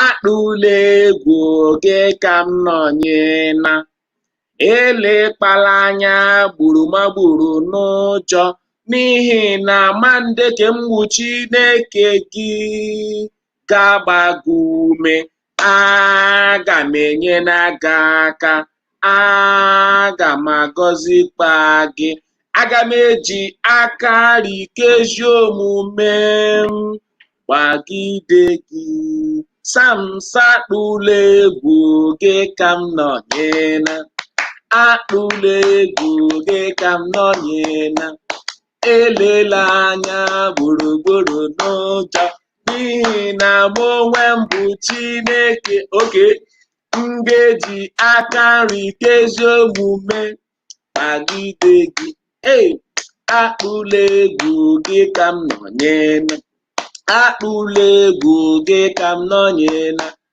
elela anya gburugburu n'ụjọ m ga-eji aka nri nke ezi omume gbagide gị. Ị hụrụ nkwa Chineke kwere gị? The Psalms ahụ ka anyị si ya jiri n'aha Jizọs Kraịst iwe onye nwe anyị, amen. Kpọọ anyị n'akara ekwentị ndị na-anọ nga akara ekwentị ka ị họrọ ka ma gị kwuo ka ị gwa anyị ihe Chineke mee na gị, kọwapụta ịdị mma Chineke na ndụ gị, akụkọ otuto. Gaa họrọkwanụ shida na ihe ndị anyị mega nkwa Chineke ikwere. Dị na-ahụ na nkwa Chineke kwere Psalms, so ewerela 3, were 9, were 7, were 8, were 12. So from 1 to 16, apart from ndị ke a na-ahọrọla họrọ, you can write it in, you can type it in. If you want, you can call me and tell me the number you want. That will tell you God's will for you, God's promises upon your life. Ndewo.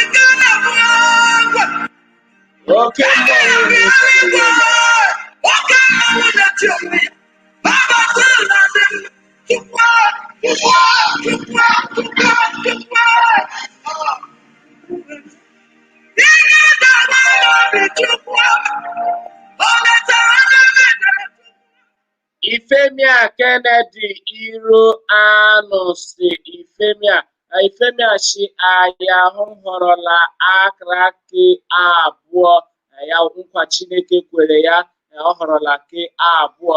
Nke abụọ ahụ ọshịkwanụ nene ele nkwa Chineke kwere ya.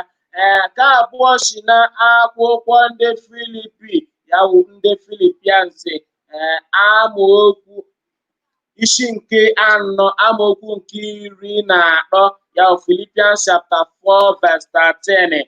Elekwanụ ihe o kwuru sị aga m emefu ihe niile site na Kraịst onye ji agba m ume. I can do all things through Christ who strengthens me.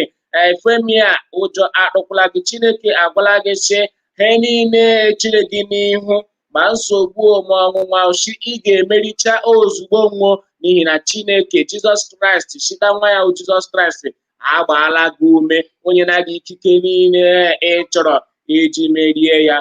May you do all things through Christ who strengthens you in Jesus' name, amen. Adịghị Kennedy Iro Anụ si họrọkwa na akara aka mbụ elekwanụ ihe okwu ga o si n'akwụkwọ ndị Rom ya wụ ndị Rom isi nke 5 amaokwu nke 17 ya wụ Romans chapter 5 verse 17. Eleghị akwụkwọ ahụ kwuga ele nkwa Chineke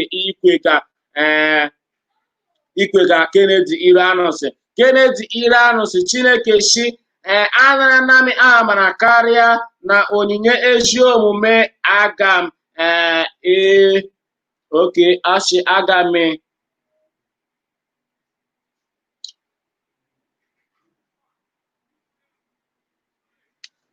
Chineke si gị I have received an abundance of grace and the gift of righteousness. I reign in life through Jesus Christ. Ị ga-ewu ewu na ndụ na site na Jesus Christ. So amara ke Chineke irisivuola ya, ọ baala gị ụba.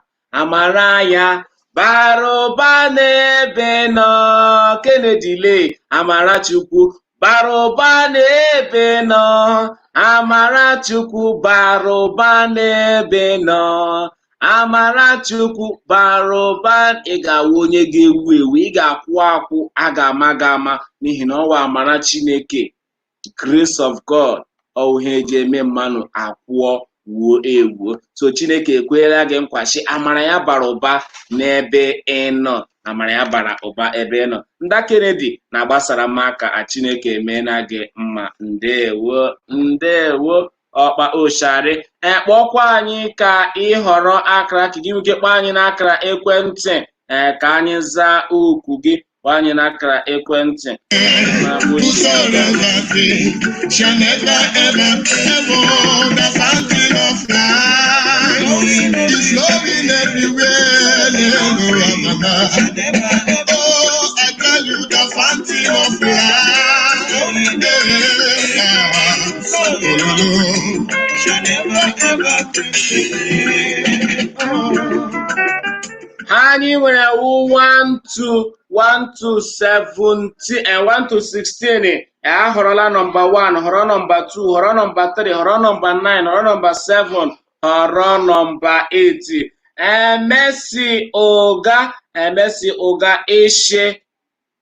Mercy Oga Eshe ịhọrọla akara aka 6. Akara aka 6 shi ele bụ oshi elekwanụ ihe Chineke ikwuga n'isi gị. Akara aka 6 ya wụ 6 oshi akwụkwọ abụọma 102 amaokwu nke 13 ya wụ Psalm 102 verse 13. Oshio ọ ga-ebili nwee obi ebere ebe Zion nọ, ya wụ ebe ịnọ ga-ewu Mercy. Ọ ga-ebili nwee obi ebere ịnọ maka oge akara aka eji agọzi Zion, ya wụ gị Mercy. Chi oge eji agọzi gị eruola. Ịhụnanya Chineke kwuga n'isi gị. Aha gị wụ Mercy Ụga ga-agakwakwa ịhọrọ bịa họrọkwa Mercy kwa obi ebere. Psalm 102 anachi, Thou shalt arise and have mercy upon Zion for the time to favor her. Ịhụkwara kwuru ha. So ọ marakwala si ọwụ nwaanyị ga-ahọrọ ya. Ịhụ na Mercy sha Chineke agọziela gị. Thou shalt arise and have mercy upon Zion. Onye wụkwanụ Zion ọwụ Mercy. For the time to favor her. Ịwụkwa Mercy. Yea, the set time is come. Oge ahụ Chineke ji agọzi gị iwu Mercy eruola. Anyị chekwa Chineke shikwuo ya. Nkwa Chineke kwere gị kwa ka ọ ga-eshigharị na ndụ gị n'aha Jizọs Kraịst iwu onye nwe anyị. Mercy je gbasa m aka Chineke agọziela gị. Ndewo ahụ aka gị dabara nnọọ adaba. Ọ dabara adaba. enwere m eze Jizọs Ọ nwụrụ ọnwụ n'elu obe ka o wedere m na mma.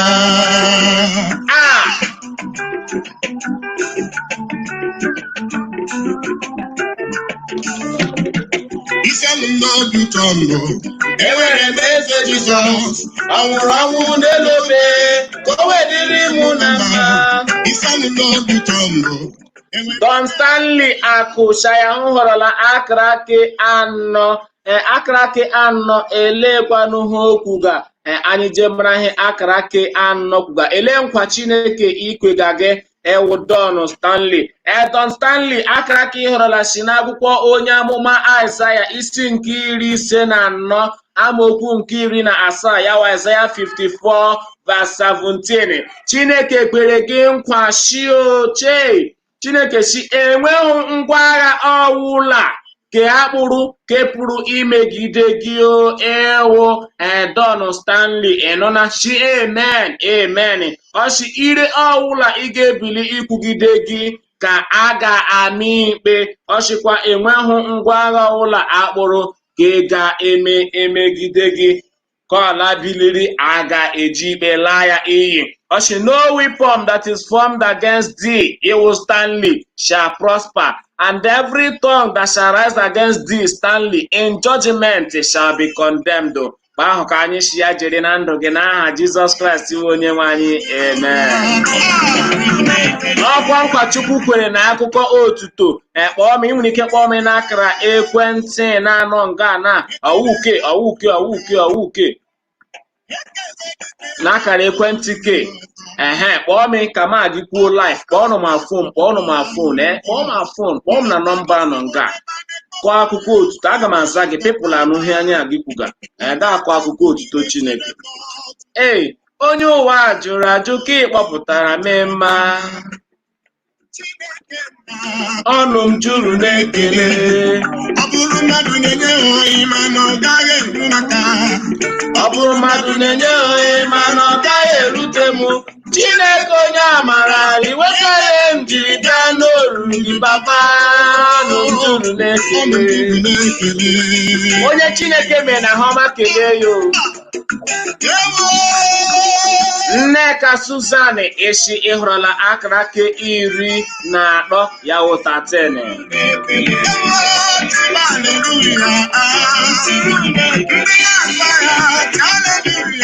Ọnụ m juru na-ekele ngwa tiwa haleluya.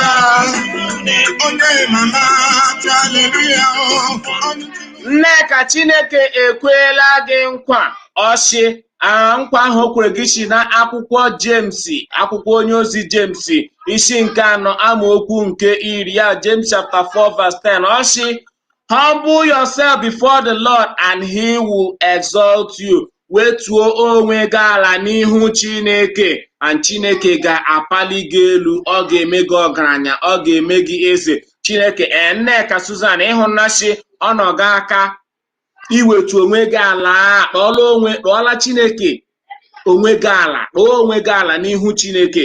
Chineke ebulie gị elu n'ihi na Baịbụl si God opposes the proud. Chineke emegide ojila alaikela ndị eji eme mpako. Chineke God opposes the proud but showeth mercy to the humble. O ji eme na onye weturu onwe ya ala, o ji eme na ya amara, o ji eme na ya ebere. So Nneka ọ na-anọgị aka, o kwela gị nkwa na-asị ayahụ ga-ebuli gị elu naanị ma gị wetuo onwe gị ala na ji aka gị họrọ. Chineke ekele n'ihi na o meghewora n'ụzọ. Naanị mmadụ akpọwụ ihe kpọbere m si ị chọghị ịkpọ ma fon, ị chọọsị ma gị kwuo, ị chọọsị ndị mmadụ n'enye akpọ ma fon, lee nọmba ahụ nọ nga akpọ ma gị kwuo ga-share life testimony.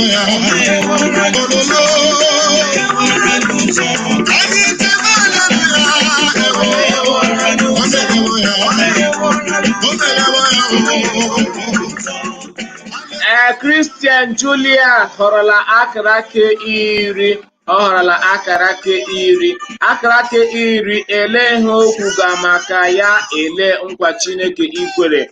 Anyị ji ele ihe Chineke ikwere ya na nkwa. Akara aka 10 si n'akwụkwọ Abụ Ọma 128 amaokwu ke 3 ya Psalm 128 verse 3 ọ sị thy wife shall be as fruitful as vine by the side of thine house, thy children like olive plants round about thy table. Ịhụ na ọ gọziela ezinụlọ gị, ọ gọziela family gị, ọsị nwaanyị gị ọwụ di gị, ọ ga na-amịfụ mkpụrụ dịka osisi vine eji amịfụta mmiri anyị eji aṅụ wine eji aṅụ. Achịkwa a ga-akụ ya n'akụkụ ụyọ gị, ọchịkwa ụmụ gị ahụ garị mkpụrụ olive nwa gbaa gị gburugburu. Olive mara mma sọ nkwa Chineke ikwe ga ezinụlọ gị kwa ahụ ka anyị si ya jerela gị n'aha Jizọs, amen.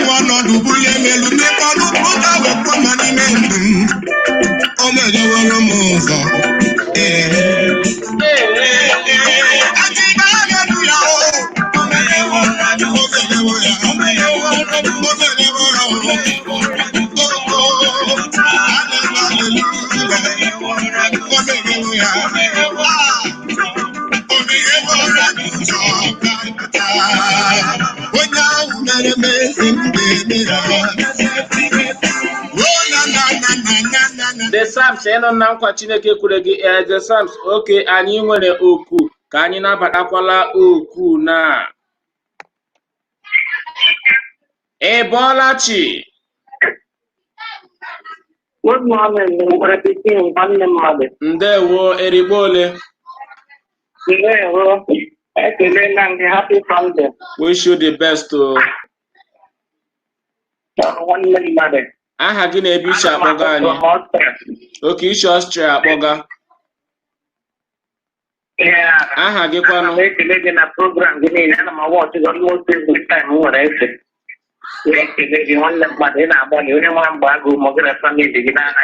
Amen. Gwa anyị aha gị, gwa anyị aha gị. Chidimma. Chidimma Okoro. Chidimma onye? Just Chidimma. Chidimma onye? Chidimma onye? Chidimma onye? Chidimma ụmụnna. Okay. Ele akụkọ otuto ị nwere ikesa ọrụrụ na testimony ị nwere inye? Ekele m Chineke na ndokwa niile m na-eme na ndụ m. Ile Chineke na-ahụ mgbu niile na ọrịa bịapụtara emelite Febụwarị na-atụgharị na-ekelekwa Chineke ma ihe m ugbu a mụ na gị na-ekwukwu okwu. O kelere m Chineke na ndụ niile o nyere m n'agbanyeghị na o nwere ka o siri na aka m, mana ana m ekele Chineke na ihe ọma niile ebe o mere m ndụ na ala ndị dị m. Ekele dịrị Jehova onye pụrụ ime ihe niile. Amen.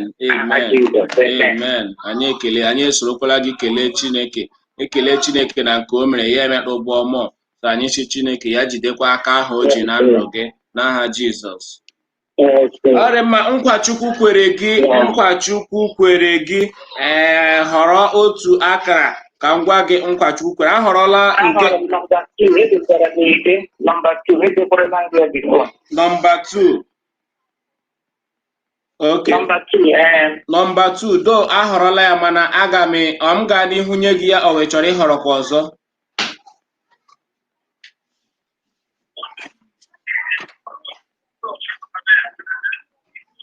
Ị ka na ebe ahụ? Okay, ahọrọla 1 2 3 5 ahọrọbeghị ya. Ahọrọla 6 15 carry open, 14 reopen, 13 reopen, 11 reopen. 16 reopen ma were 15. Okay, akara nke 15 ka anyị lee o kwuru. 15 abi? 15 or 16? 15 or 16? 6 or 15?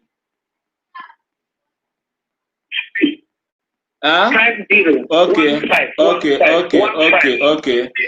Ọ dị mma, akara nke 15 osi akwụkwọ Deuteronomy isi nke 28 amaokwu nke 14, Deuteronomy 28 verse 13. Chineke gwaga gị shio akọpụla aka ahụ akọpụla. Ị ka n'ebe ahụ? Chineke gwaga gị shi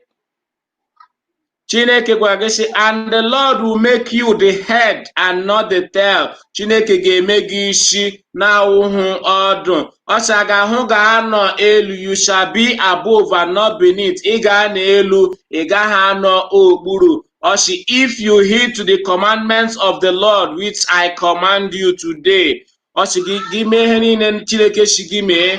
Chi a ga-ahụ ga-awụ isi, ha ga-awụ ọdụ. Chi ga n'elu, ị ga-anọ ala. Ka Chineke mezuo nkwa ya erịkpa ị na-erube isi n'iwu ndị ahụ o nyere gị n'aha Jizọs. Amen.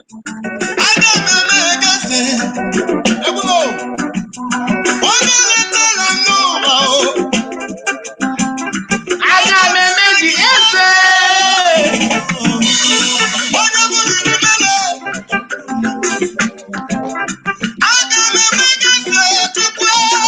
Chidimma Okoro ewerela nọmba 2.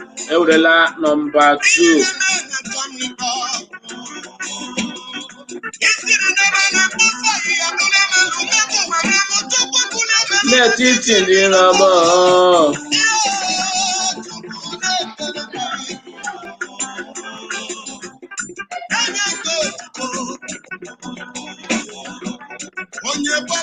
n'aja pụtasịa m.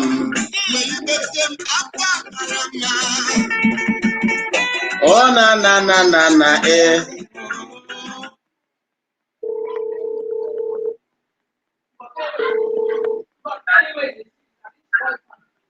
ị bọọla chi?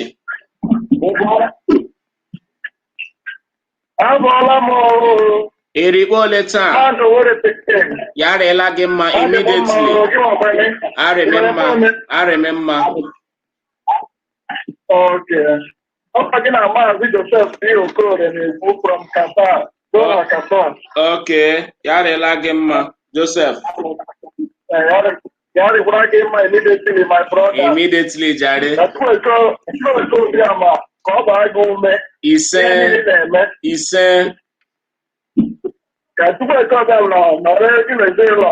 Ise. God bless you. Amen. Amen. Ele akụkọ otutu ị nwere inye anyị obodo. Somto. Testimony more Orika. Gbuo ya nkenke, Somto. Gbuo ya nkenke. Ka mgbuo ya nkenke. I'm going to put together someone to make it normal. I gave ụbọchị taa. Ma atụnyere ihe niile coronavirus na ndị otu ha na-agba mgba niile ha na-agba ka ha gbagide ụmụ Chukwu. Nke ọbịa bụ enyere ha ịkpa ahụ ka coronavirus ụmụ na ezinụlọ m.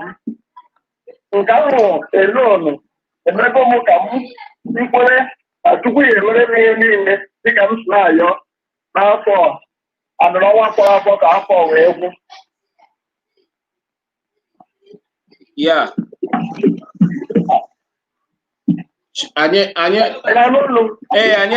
ekelela Chineke n'isi gị.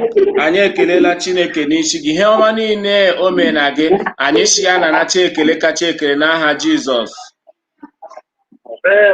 Ngwa nkwa Chukwu kwere gị ahọrọla 14, họrọ 15, họrọ 1, họrọ 2.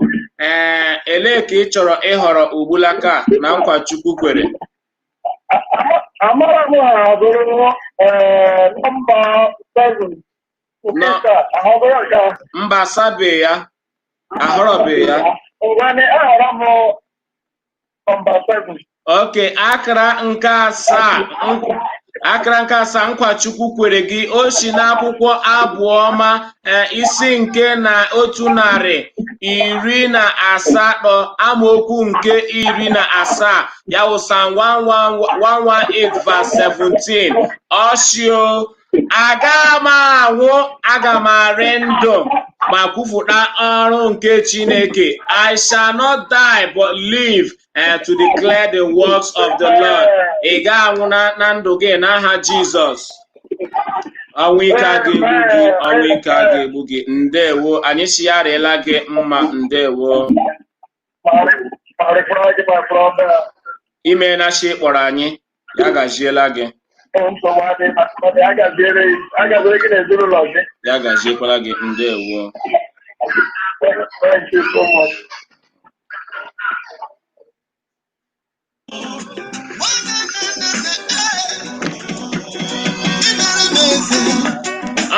Malidia Azubike Evangelist ịnọ na Dublin Ireland, ịhọrọla akara nke 14. O sikwa n'akwụkwọ Deuteronomy isi nke 2 amaokwu nke 7. Deuteronomy chapter 2 verse 7. Osho, for the Lord your God has blessed you in all the work of your hand. He knows your trudging through this great wilderness. Chineke she, Evangelist Lydia, Chineke she, anya ha agọziela ọrụ aka gị niile. Anya ha mara na mkpagbu niile ịkpagbuga gị na ọzara na ịkpa ịnọ n'ime ya. Anyị si ka ngọzi Chineke nọgide na ndụ gị ma wetuo ha ọjọọ ndị ịnọ na ndụ gị n'aha Jizọs Kraịst onye nwe. Evangelist agọziela gị. Ka anyị were oku. Onye ka m na-ekele o? Onye ka mmanya nọ? Onye ka Ịbọlachi? Ndewo nwanne m nwoke. Aha gị na-ebe isi akpọga anyị? Ịsawo? Okay, Chibuzo Somtochukwu. Elebishi akpọga. Okay, ishi kata. Ndewo nwanne m. Asị m ekele gị eletara obi na-arịa anyị mma from time to time ma program gị a o ji eme anyị obi ụtọ. Maazịkwanụ na-ejiri ohere agbakọ gị. Amụkọrọ ka ara gị ihe Chineke na asụmaka ọla gị my brother ihe Chineke na mere na n'afọ.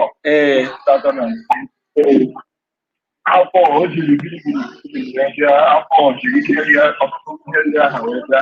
Ma Chineke nna ji achị ite na nchekwa anyị nchekwa m ezinụlọ ka anyị ga-arụ ọrụ.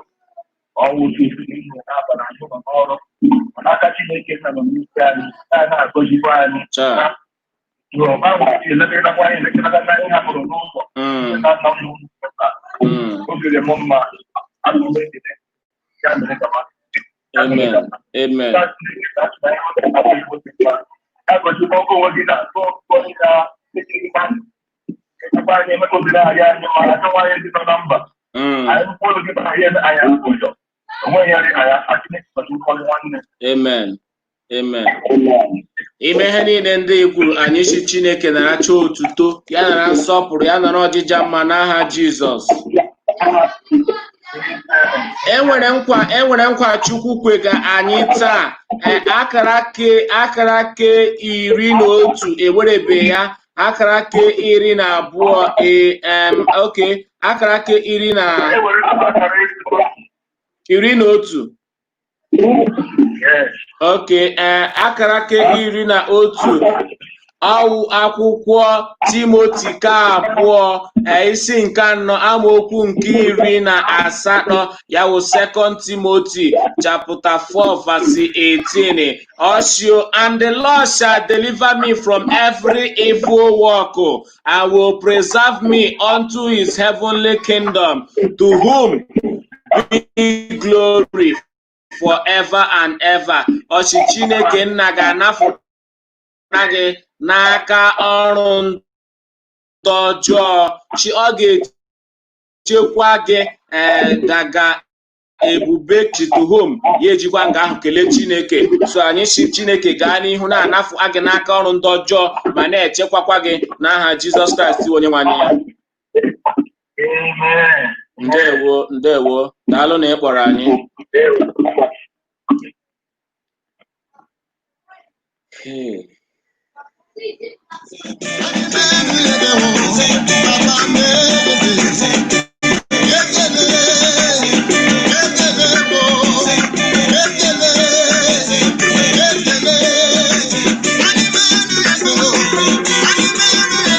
Mee Chineke eze o.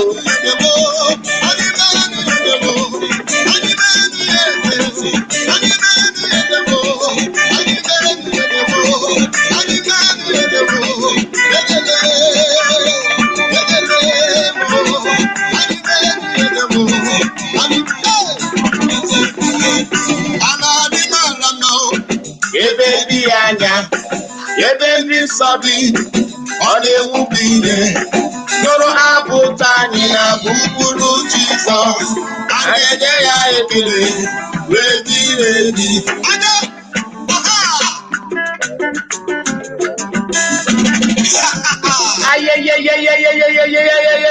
Chukwu bi n'igwe na-ekele yo onoma ala ọma ụlọ Kenya nọ na n'isi ala na-enye gị Chukwu ihe na-adị ndụ na n'isi ala na-enye gị onye nke bụ ụwa oke osimiri na-ewugharị ndị mmadụ Chukwu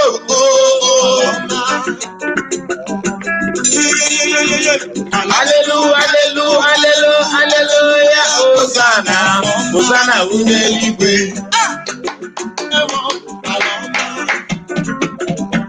Ruru abụ ụtọ anyị na gburugburu Jizọs, adịghị ya ekele ebighị ebi. Ihe ogogo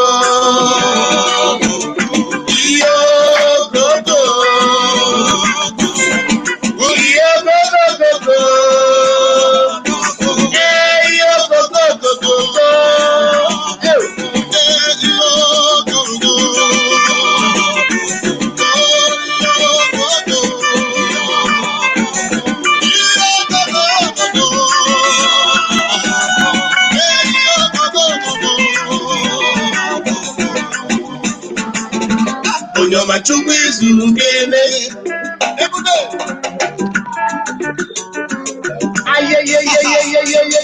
Hello.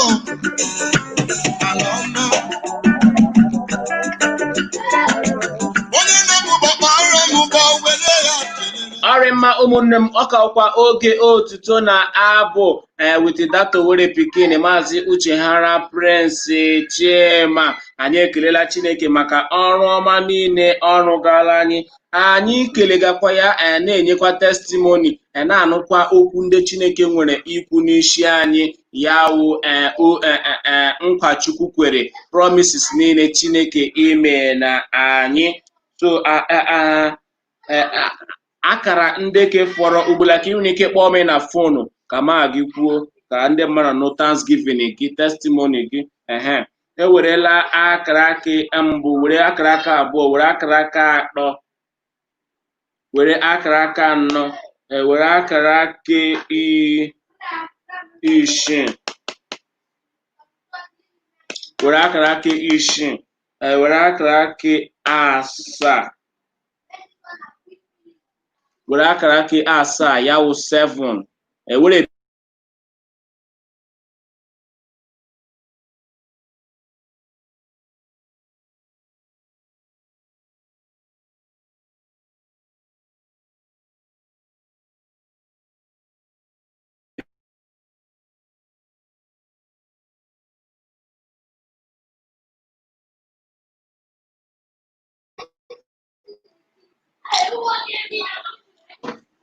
biko onye akpọkwala my main line, ọ ya ka m ji mee data for this thing for now, this broadcast mega taa. So phone nọ nga ahụ, ọ nọ the same phone. So gị na-akpọ ya ugbula aka na ibrijiga this service anyị nwega ịkọtụ ga ebe ka ma ihe onye chọrọ ịkpọkpọ side kpọọ line, kpọọ nọmba ke m dere screen nga i get why. So ewerela akara 9, nọmba 10 ewerela ya, nọmba 11 ewerela ya, nọmba 12 ewerela ya. Ugbu ka ị bịara.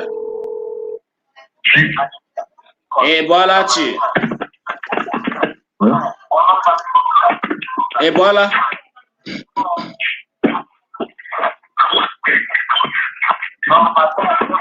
Ị bọọla chi? Ị bọọla chi? Onye nọ nga?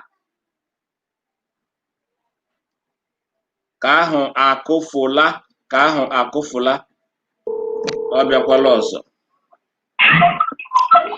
Onye nọ nga? Onye nọ nga bọọla chi? Hello? Bọọla chi, bọọla chi. Ụtụtụ ọma nwanne mmadụ. Ewo, ndị ụtụtụ ọma. Aha gị na-ebe isi akpọga anyị? Aha gị na-ebe isi akpọga anyị? Fụọ n'akụkụ foonu gị, gaa gwa anyị aha gị na-ebe isi akpọga anyị.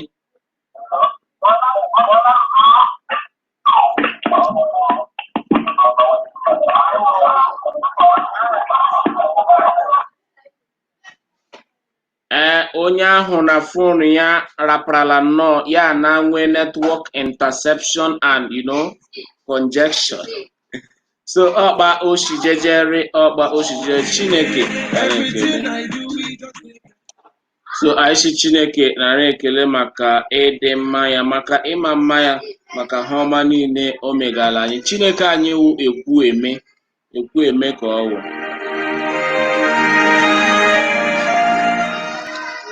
Glory to God.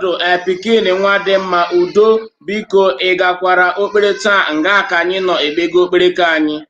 Isi eji m n'aka na gị na Chineke bụ enyi. Ndewo. Ọ bụ naanị na Jizọs ka ezi udo na ube juru. Ọ bụ eziokwu, naanị Jizọs ka a ga-enwe peace of mind. Eziokwu ka ị kwuru. Comfort Ada Ojiabọ.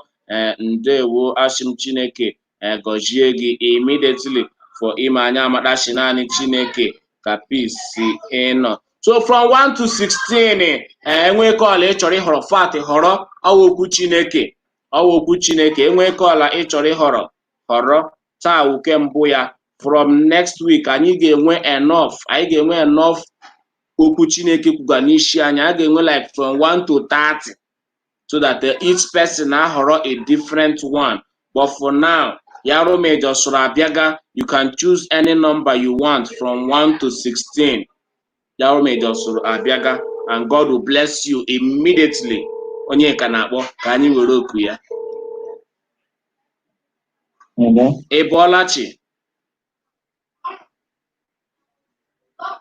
Ebolachi. Ikuku apụfụla ya. You are the living God. Is there no one like you?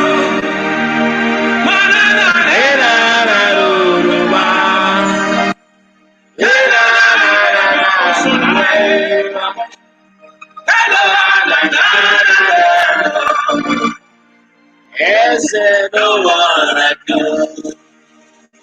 You're my healer, You're my keeper, my restorer, my redeemer. you You are the living God. Yes, there no one like you. One that is Chineke daa. Ọ tọgburu onwe ya ọtọ. Onye ga-emekwarụ ka osimiri naanị. Onye eke mmesa anyị aka ahụ ọgwụgwọ nsogbu anyị ma Chineke si agwa anyị. Ndaa. Yes, there no one like you. You bring me from the miry clay. And my victory of the stand. Onye eke si agọzi ọdụrụ anyị. Ụchacha anyị. Anyị adịghị oyi. Living God.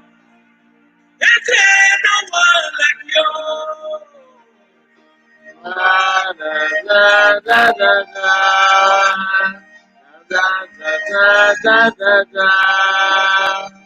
You are the living God. Is there no one like you? Oh, Nnobuchi, Babahum. Nnobuchi, naanị gị bụ ọkachie. Naanị ihe kwuru bụ ihe na-eme. Ọmọkachie Nnobuchi. Amamihe matamasị olorihe lorihe. Agụbata ya mgbadawara ọsọ. Egwu eme. Ihuru binene, ịkara binene. Onye ga-ekwu ma chi na-ekwuchasị ya. Ọ bụ onye na-atụrụ chebụ nkali. Iwego Chukwu ebi o.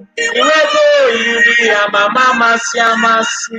Ebube dike Okechi. Ekwu eme naanị ekwu eme. Olori ihe lori hibụrụ ọdụm n'ọnụ. Ite okwu juru n'ọnụ ya. Ite obesi ike ga-aga ala ogwu. Amasị oje na mmụọ oje na mmadụ Chukwu.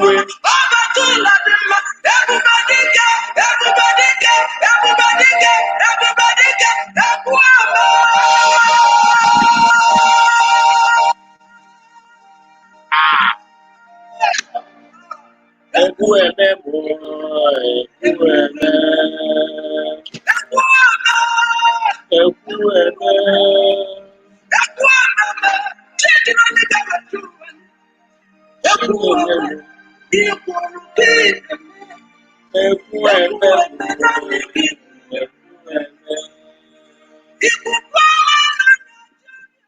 Akwụkwọ Deuteronomy isi nke 8 amaokwu nke 18 shinini.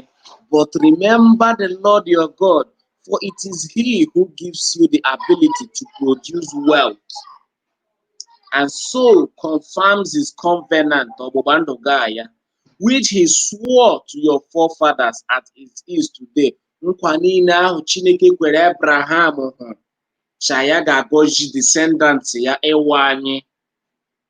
Nkwa niile ahụ o domachara ya, so chekia Chineke na-enye ya ekele. Bible says, let everything that has breath praise the Lord. ụgwọ niile anyị ji Chineke elu ụwa ọwụ naanị inye ya ekele. Akwụkwọ nsọ onye gụrụ egwu agụ egwu si ka anyị se ya maa mma ịma mma n'ime na mma mma lee mma mma n'imela mma mma lee mma mma n'imela onye obiọma mma mma n'imela si ya maa mma mma mma n'imela mma mma n'imela ụgwọ ọrụ anyị ga-akwụ ya. Ụgwọ ọrụ anyị ga-akwụ ya ọrụ niile ọrụ gị ọwụ nene mma mma imena ọwụghị hard task. So ebe ọbụla ị nọ too Chineke. Let everything that has breath praise the Lord. Every living soul praise the Lord. Every living soul praise the Lord. Praise the Lord, for he is good. Ọgwụla the message for today. Eto dike na nke o mere ya emekwa ọzọ. So nga na nga ọbụla ị nọ na mma na mmụọ wụrụ oge niile wefụta oge gị etiti ndị mmanụ too Chineke kwufuta ịdị mma ya, kwufuta ịdị mma ya, nye ya otito, nye ya ekele maka ihe niile. Praise the Lord, all ye nations, extol him, all ye peoples, for great is his love towards us. Ịhụnanya o nwere ebe anyị na ọrị too much, ọrị ukwuu.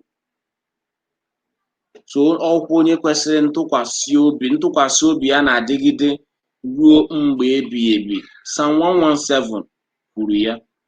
So ọkpa ochijejere Chineke rere anyị mma, Chineke anyị ri okwu. Our God is good, our God is mighty, he is kind, he is merciful. So anyị si Chineke naracha ekele kacha ekele n'aha Jizọs, amen.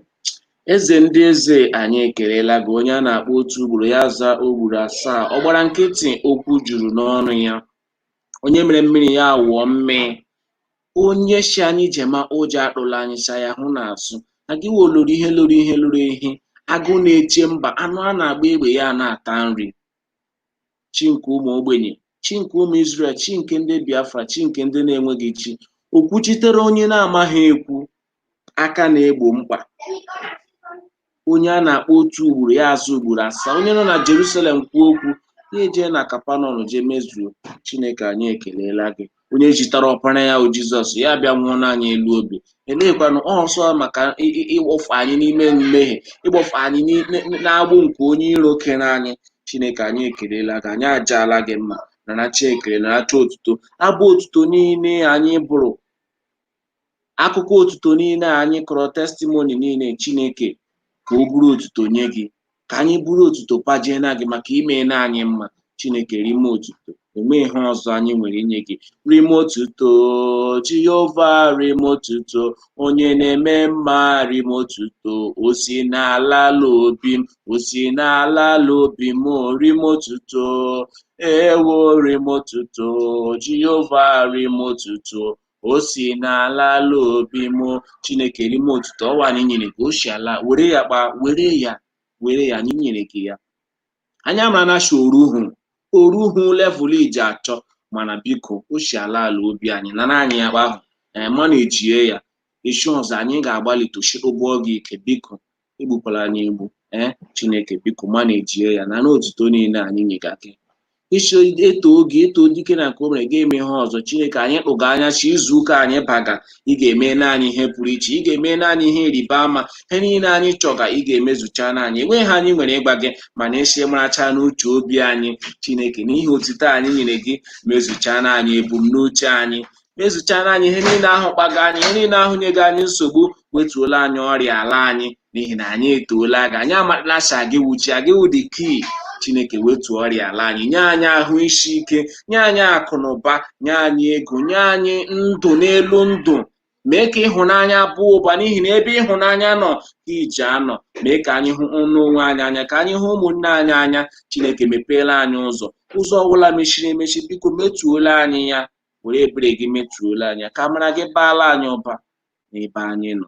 Ka ihe gị bata n'ime ndụ anyị, bịa lie ọkụ ọjọọ niile ekwensu emena arị mma, wetuo ya, ka ihe Chineke na-enwu na ndụ anyị, ka ụlọ ọchịchịrị chụọ ọchịchịrị ọsọ na ndụ anyị. Chineke ihe niile ka anyị rịọga gị gọzie anyị, rọfụtala anyị, ihe niile kpaga anyị mezuchana anyị ya. Ma ndị ka anyị rịọ gị, ma ndị ka anyị arịọghọ gị, Chineke mee na anyị ya. Anyị maara na ị ga-emefu ya. Amaara m na ị ga-eme ka obi dị m mma. Amaara m na ị ga-eme ka obi dị m mma. Anyị ahụ na ndị ka ị mere, ma anyị amara na ị ga-emekwanụ ya ọzọ. Ị ga-emekwa mee ka ike karịrị. Ị ga-emekwa karịa ka ị mere na mbụ. Ị ga-emekwanụ ya ọzọ. Chineke, nsogbu niile nke nọ na ndụ anyị na-akpa anyị mkpa, na-emegbu anyị, na-eme anyị na-akpa aja, na-eme anyị chiki anya, anyị ebe ma akwa, anyị laba anyị asụ, anyị akpụrụ echiche aka. Chineke, ha anyị rịọga gị wuchi gị, biko kwuo n'ozuwo, kwuo n'ozuwo, kwuo n'ozuwo, ka ebili mmiri a wedere, ebili mmiri amụghị nwa, ebili mmiri enweghị ego, ebili mmiri alụghị di, ebili mmiri alụghị nwaanyị, ebili mmiri nsogbu, ebili mmiri ọgba aghara, ebili mmiri chọrọ ịlakachi ezinụlọ, ebili mmiri shihiara ndị a, ebili mmiri enweghị akwụkwọ, ebili mmiri dị iche iche kpanakpọwụla ebili mmiri ahụ arịla. Agịwa onye ji ekwu okwu si ebili mmiri deredu ya ederedu. Chineke, anyị si gị kwuo okwu taa ka ha niile ndị gbabie a mmiri ozuzo. Chineke, anyị arịọla gị, mezuchana anyị ihe ndị niile n'aha Jizọs Kraịst onye nwanyị. Gbagharakwa anyị mmehie anyị, n'ihi na anyị wụ ndị mmehie. Mmanụ Chineke kere ọwụ mmehie, n'ihi na ime mmehie ka esi kpụrụ ime anyị, ime mmehie ka esikwa mụọ anyị. Kemgbe aha a mụkwara anyị, anyị kakwa na-egwu mmiri n'ime mmehie. Mmehie ezuola anyị ahụ, ivurugile anyị ihu, edechara anyị ihu anyị dịka anyị mmehie anyị na-emeghechana. Mana ọnwụ obi ebere gị chekwaga anyị.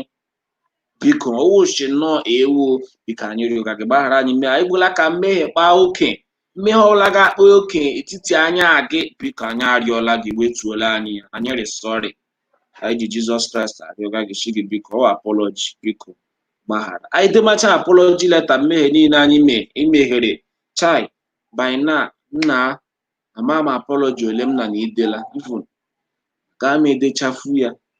So Chineke, gbaghara anyị mmehie anyị, sachaa anyị, anyị a ga-agọfu ya. Anyị na-azụ akpịrị ime mmiri, mgbe ahụ ka eji kpa ego anyị ime mmehie, anyị a na-azụ zugharị kpa o ji sa anyị stelu gị gaa anyakwa eleta anyị. Chineke, biko ekwekwala mmehie anyị adịla anyị azụ, ekwekwala mmehie anyị adịla anyị azụ, kama dọghachikwa anyị ka anyị mara gị karịa ka anyị ma gị mbụ.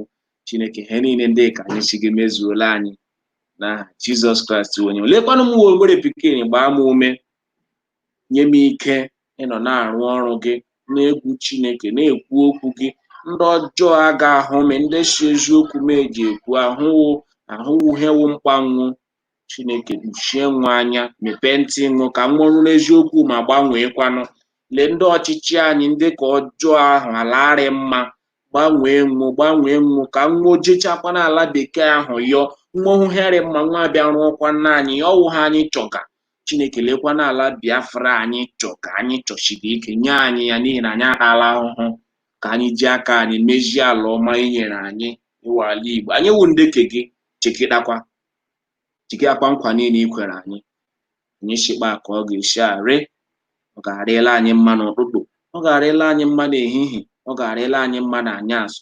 Ọgwụ a ga-akpa anyị ụkwụ, anyanwụ chagachaga a ga-achagbu anyị, mmiri ozuzo a ga-ezogbu anyị, ikuku ekuga a ga-ekughala anyị ọrịa anyị ji anwụ. Chineke, chekwa anyị fụọ n'aka ọrịa koro, kpa ichekwaga anyị ruo ugbula ka kemgbe Jenụwarị Disemba anyị anwụbe ruo ugbu. Ị gakwa echekwakwa anyị daga ebili mmiri korona akpara ụwa ya lakpuo. Chineke, ihe niile ndị anyị rịọga gị, biko biko biko parịọla m gị, biko mezuchana anyị ya n'aha Jizọs Kraịst onye nwe anyị. Amen, amen, amen. Ụmụnne m, dewo na Chineke azala anyị, ọ nọra n'otuto anyị, ọ nọkwa n'ekpere anyị, ọ nọ n'ọkwa anyị. So jikere for testimony next week, jikere for testimony next week, real testimony, extraordinary testimony, ọha anyị ga-ashia nga next week. So asị m Chineke gọzie onye ukwu, gọzie onye nta, ndị niile bịara bịa nnọkọ na ofufe nrọ ke taa, oge abụ otito. echefukwala n'ọnọdụ niile na-eto Chineke. Enwe ihe karịrị ya, enwe ihe Chineke afụghị ime na ndụ gị. Ịghọtala? Ọ ya wụ the key. Ọ ya wụ ihe niile. Onye hafuru Chineke, onye jụrụ Chineke, ọ jụla ihe niile. So ọkpa oshari, ọkpa oshari. Ana ahụ na akpakịtachi ga-akụọla m 2 hours 10 minutes. So ekele m nnụ ndị niile bịakwara nọnyere na m from beginning to the end, ma ndị joinere in the middle. Ya relu onye ọla mma.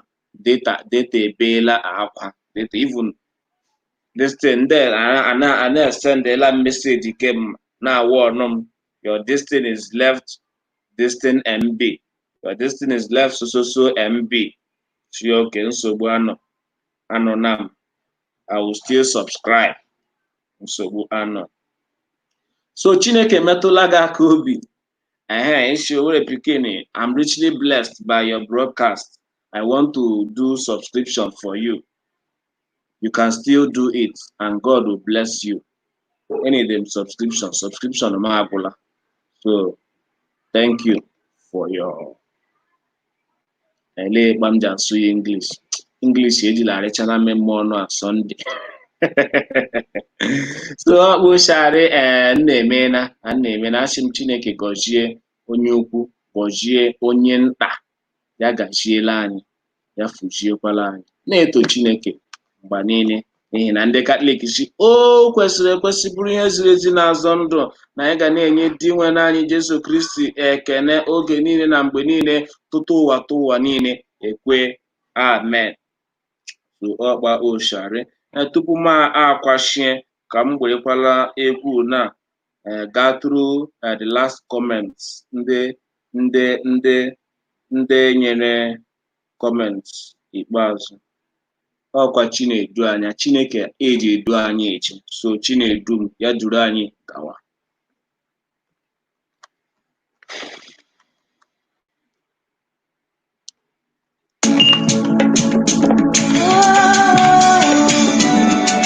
Chinedu mo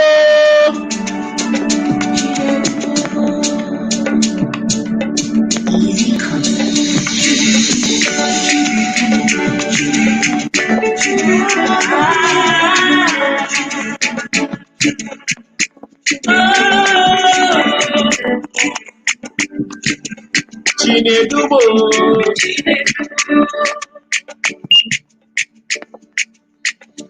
Anywhere you lead me, I will go. But you are the way, truth, Onye suto, there were King Soul, there were.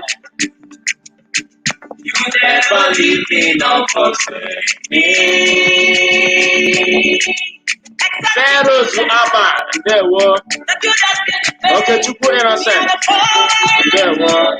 Anywhere I leave me, I will go. Jesus. Chusumba, happy Sunday. Of glory.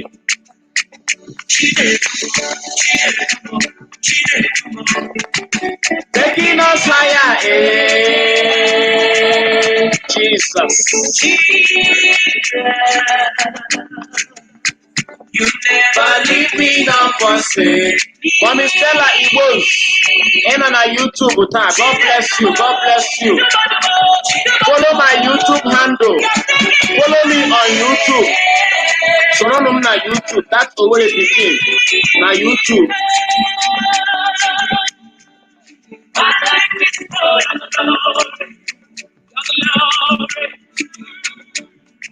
You make the little I do be like a victim, no. Your grace make the difference, just embarrass me, oh. I like you, oh. She did the hand like it, I knew it. They say, oh, grace. Promotions everywhere, contracts. Oh, honey, well, yeah.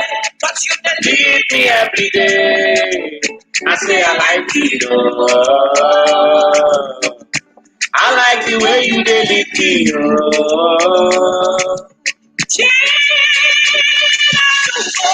Tumo, Jesus, you are taking me higher.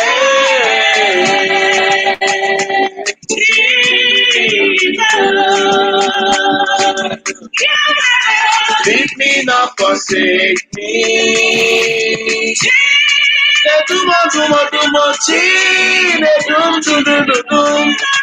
Taking me higher.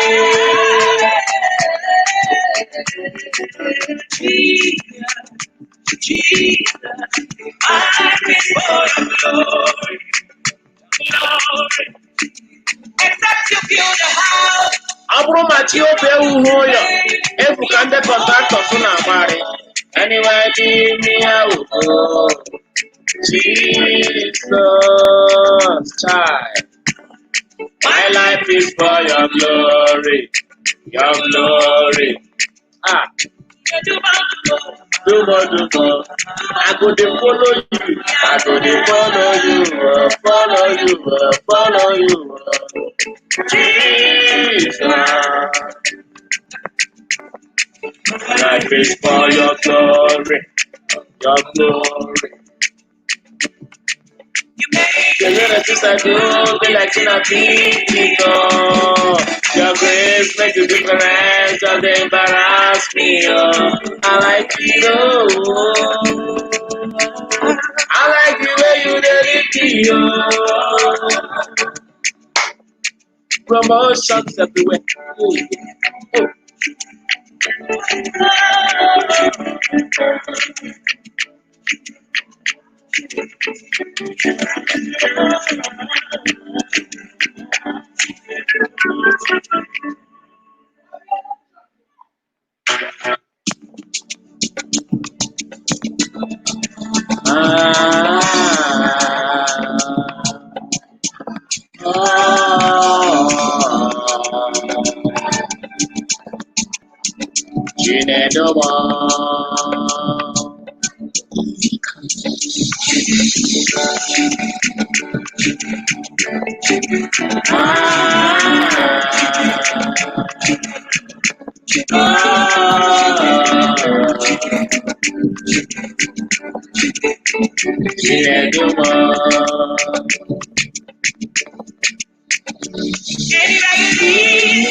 I will go.